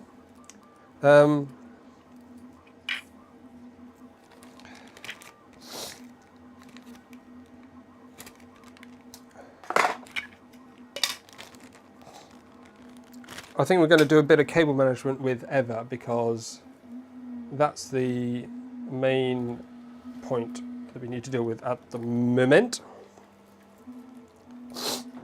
So there are zip ties and stuff included with the PCB kit, by the way. They're designed obviously for the cable management within the enclosure rather than the rest of this printer. Hopefully there's some included with the printer. Hopefully, maybe. I thought there was. I thought I saw some in like a bag somewhere. Not there. Aha, yes, here. Ah, sorry. I do apologise if the sniffles are annoying. I just promise I'm not actually sick. It's just printing this stuff. I shouldn't have set that off before doing a live stream. That was a terrible idea. These zip ties are also kind of big. I might use some smaller ones. This says wide tie small, but they're like 2mm and 100mm long. Whereas we can get some tiny tiddly ones and then we don't waste as much. Not that it matters a huge amount, I suppose, but in the grand scheme of things. But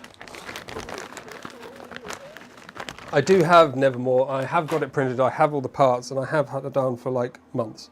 I've just not done a live stream on it yet, because I was going to do a live stream with the upgrade, and then things happened, and then didn't do it, and then yeah, stuff and things. So.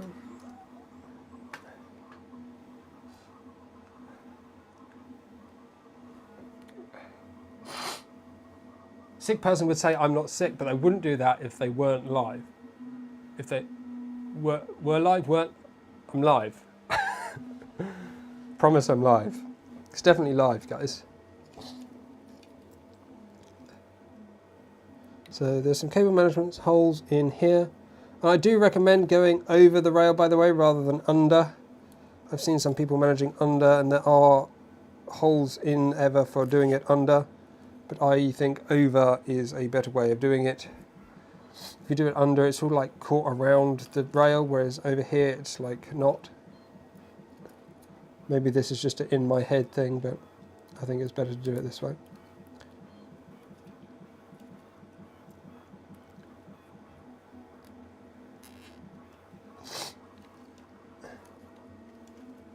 If you're a little bit unsure about wiring, you might want to get stuff plugged into the control board and kind of tested before you wire everything up nice and tidy, because you might have to change stuff afterwards. If I was sick, there's no way I would keep the video recording, would I? Or would I do that to make it look more authentic? Maybe I would. Irrelevant. I'd never do it.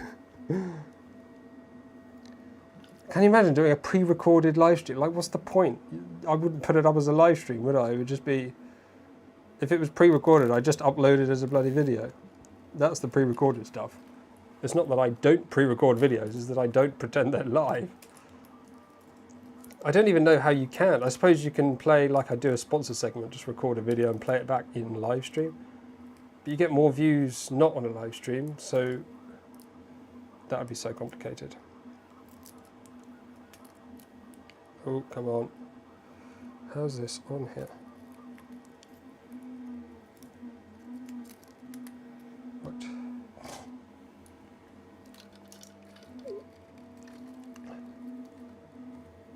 So I'm just tying everything on loosely to begin with. Once I'm happy with the position, we'll start to lock things down.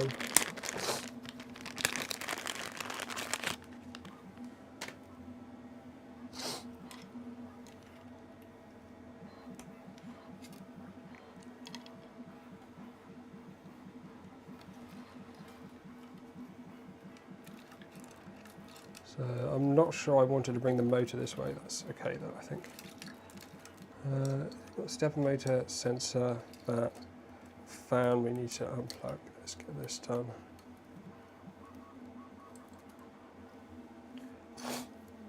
I'm not going to put ADXL wires permanently as part of the printer because you only need them for initial tuning. It's literally no point putting them in your harness and everything. I've had multiple people ask about ADXL. You don't need it on there the whole time.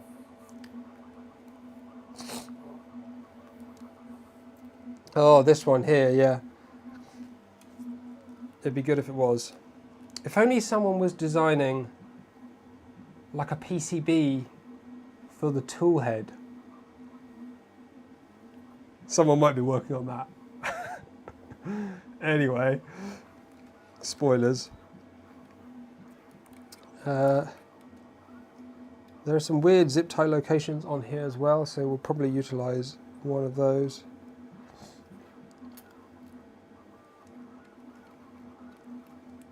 Oh, they're a bit small.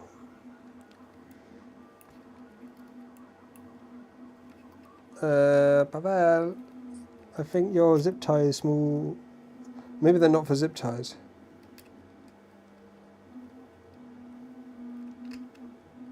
But if I can't fit my small ones in, there's no way the big Rat Rig ones are going to fit.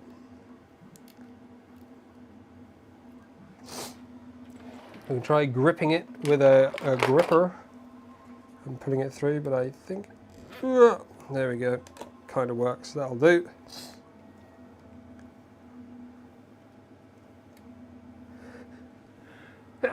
Excuse me.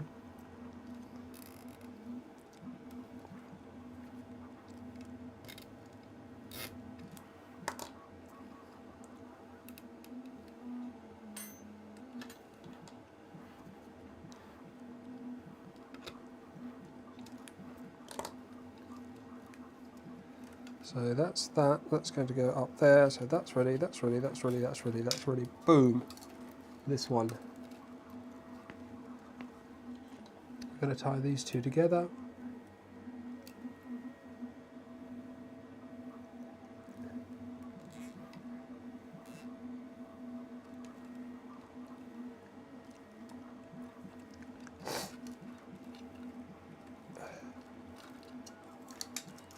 That should give us a kind of pretty good bundle. It's going to come straight off of here. Huh.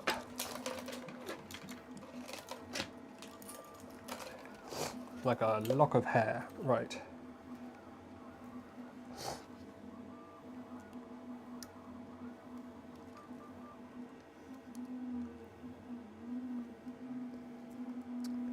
So, we need this split bundle. Oh my god, my nose.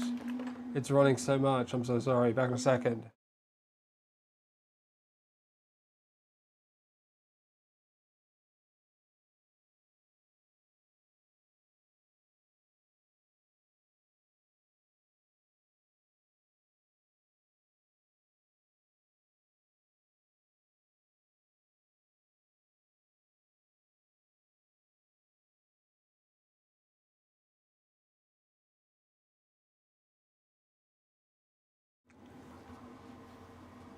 So, to do this, we need that cable bundle stuff. What do I do with it? I was playing with it earlier. Did I throw it somewhere? No, it's just gone. I thought I put it in here, but it's not there now. Oh, it's on the floor. Great. Okay. So we got this split kind of loom thing. You want to get your bundle of cables and stuff it in there.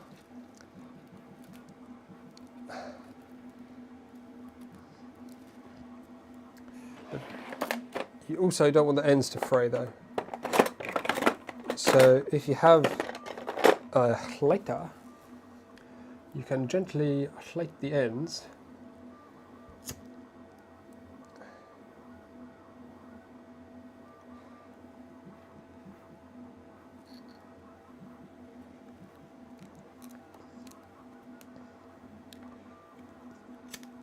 So you want it to melt a little bit, so there's a bit of plastic and it kind of, all the ends kind of sticky to each other, and then they won't come undone.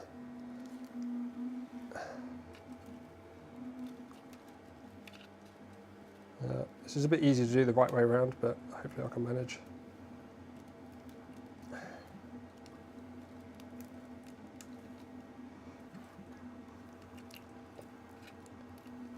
Have they put space for nylon? They haven't.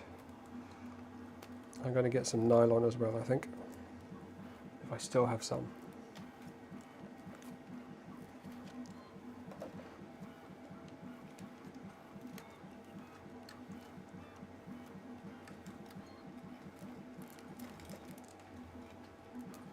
Now, the tidier you put these cables in, the better, but as long as they're in there, they're in there. Better in than out. Although, oh.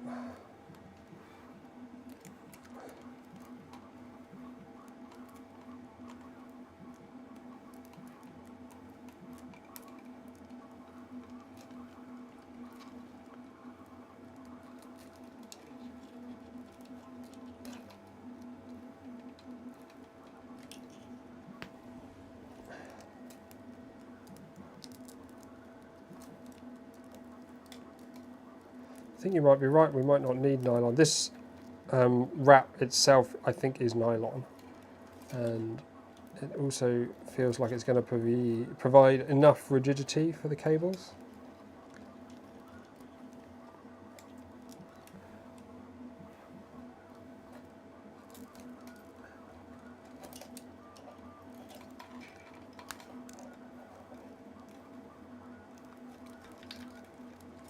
I don't think we need the whole length. Let's see what we actually want here. So,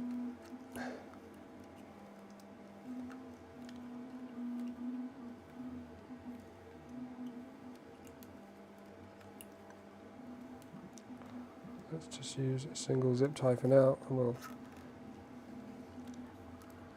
So we want to make sure we've got a little bit of slack on all the cables. We don't want anything too tight. This stepper motor wire is the one that looks like it's concerning at the moment. That's okay. That's got a bit of slack. That's got a bit of slack. So that's looking pretty good. Get an idea of length. Obviously we want it to work at maximum extension. So bring it all the way out to the edge. Get that doobly in there, that doobly down there, and that's going to come.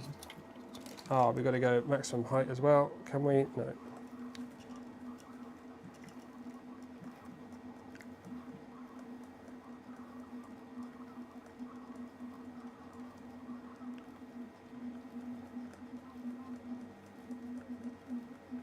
We're going to obviously be getting another motor cable in here, I guess, if we can.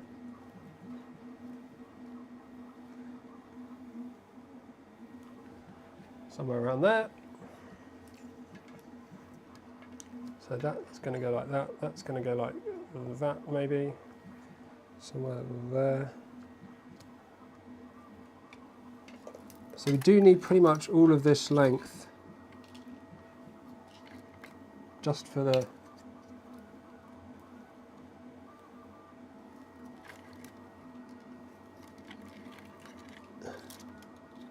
I mean, there's not going to be much left for the bed, is there?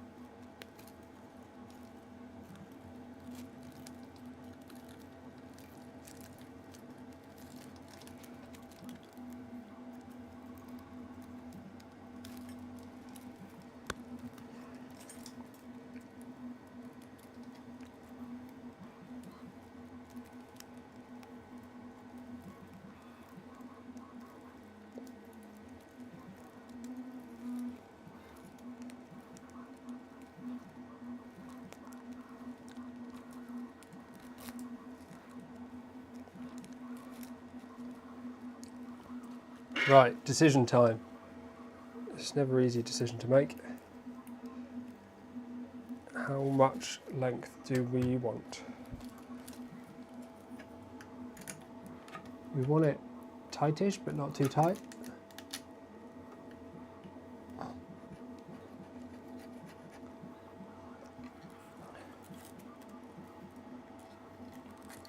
don't know. I don't think I want it out there.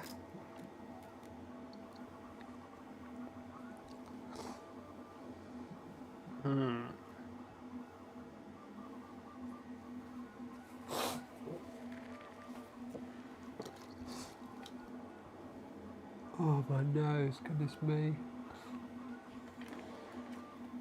It's getting quite uncomfortable now.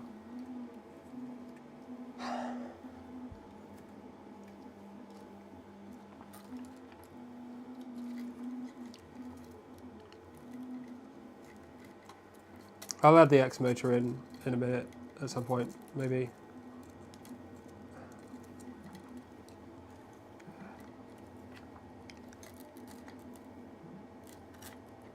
Can we put it down here? I feel like it needs to be there. Which means like here, maybe? Is there any suggestion from Rat Rig of where to cut this thing? I suspect probably not.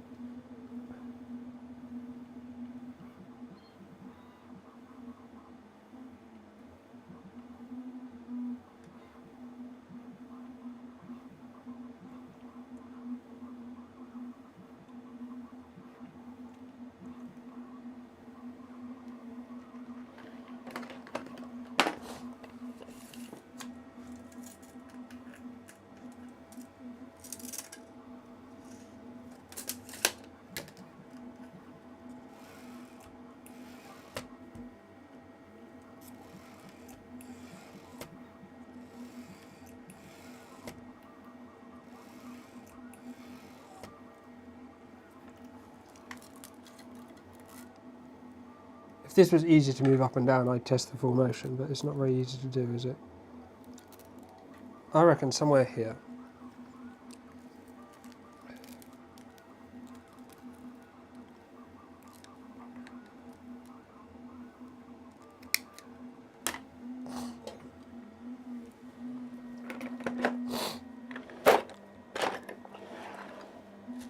Let's just use this.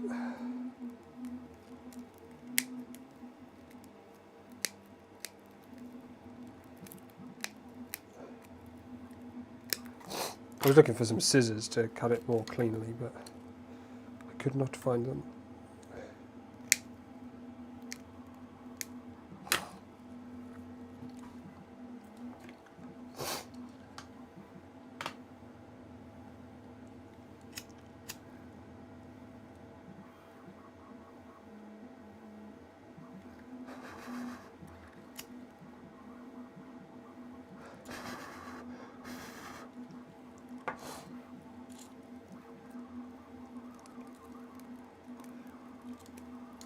Right, so that's that lot.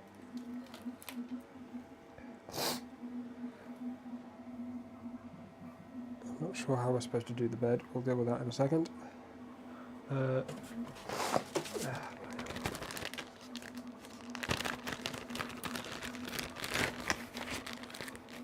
So stepper motor cables, they're not, I think they're the same sort of thing that came with the V-Core 3. They're not designed to be any specific length, they're just some cables with some tubing on them. Personally, I take the tubing off. I don't see it adds anything of value whatsoever. Also, the DuPont cable on the end, not particularly useful. You want the 6-pin one with the 4 wires in, because that goes to the motor, but the DuPont on the other end is not really good for anything. So, cut you that off, and then you can easily slip the tubing off the end. And then you have your motor cable wire thing.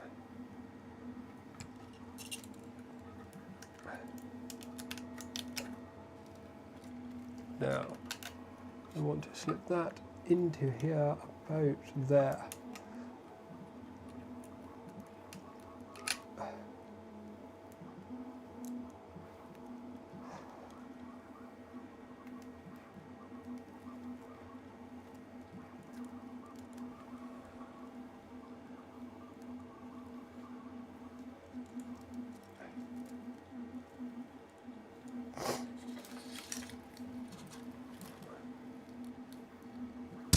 It's all coming out. I think that's going to fall out until I put a zip tie on, because there's nothing really holding it.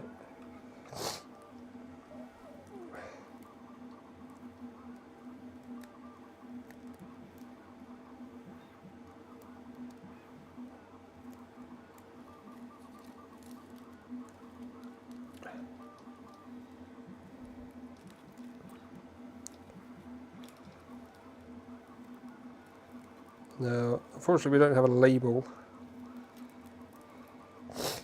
so all our wires are a little bit meaningless at the moment. I might just try and label something to prevent confusion. Let's get a bit of tape.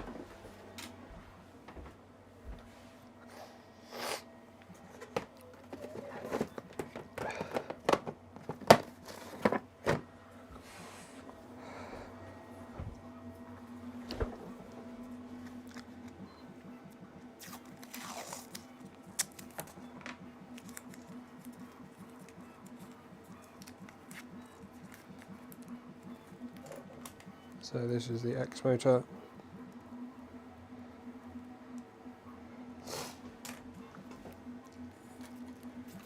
So that's a reasonable little harness. Now that will go here, that will go there. And that should just do a thing as that does a thing. That's fine.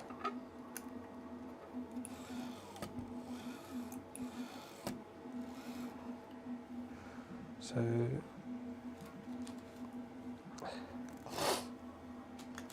coming one step back, let's stick a cable tie on here now. Oh, one of the teeth has just come off, but that's fine, it shouldn't affect anything. So back to Ever now. We got all our wire positions right. Get some more zip ties on them.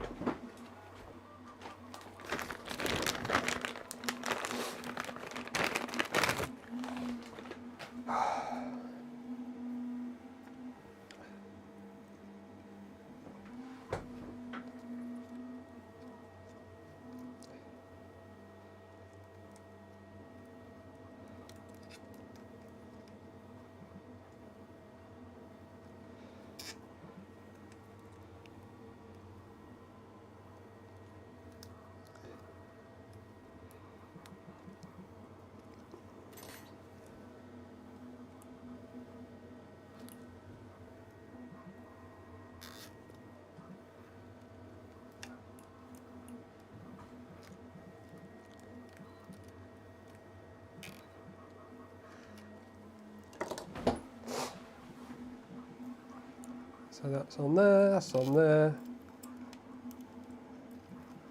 That's tight, that's tight. Let's get this heater in. That's tight. That's tight. Keep those together. That's on there. Lovely jubbly. Lovely jubbly. That might be nice, but it's okay. Right, let's have a snippy snippy.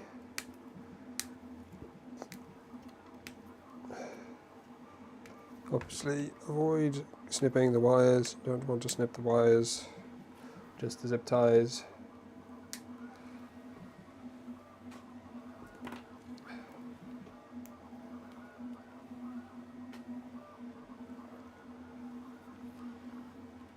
Now I think that looks pretty tidy.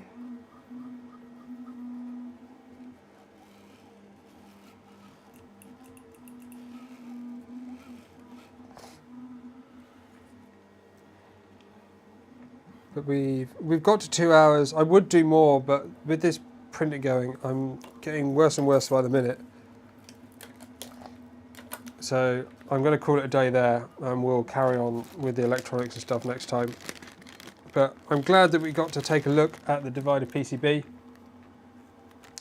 Next time I won't have polycarbonate printing, and hopefully I won't be sniffling the whole time.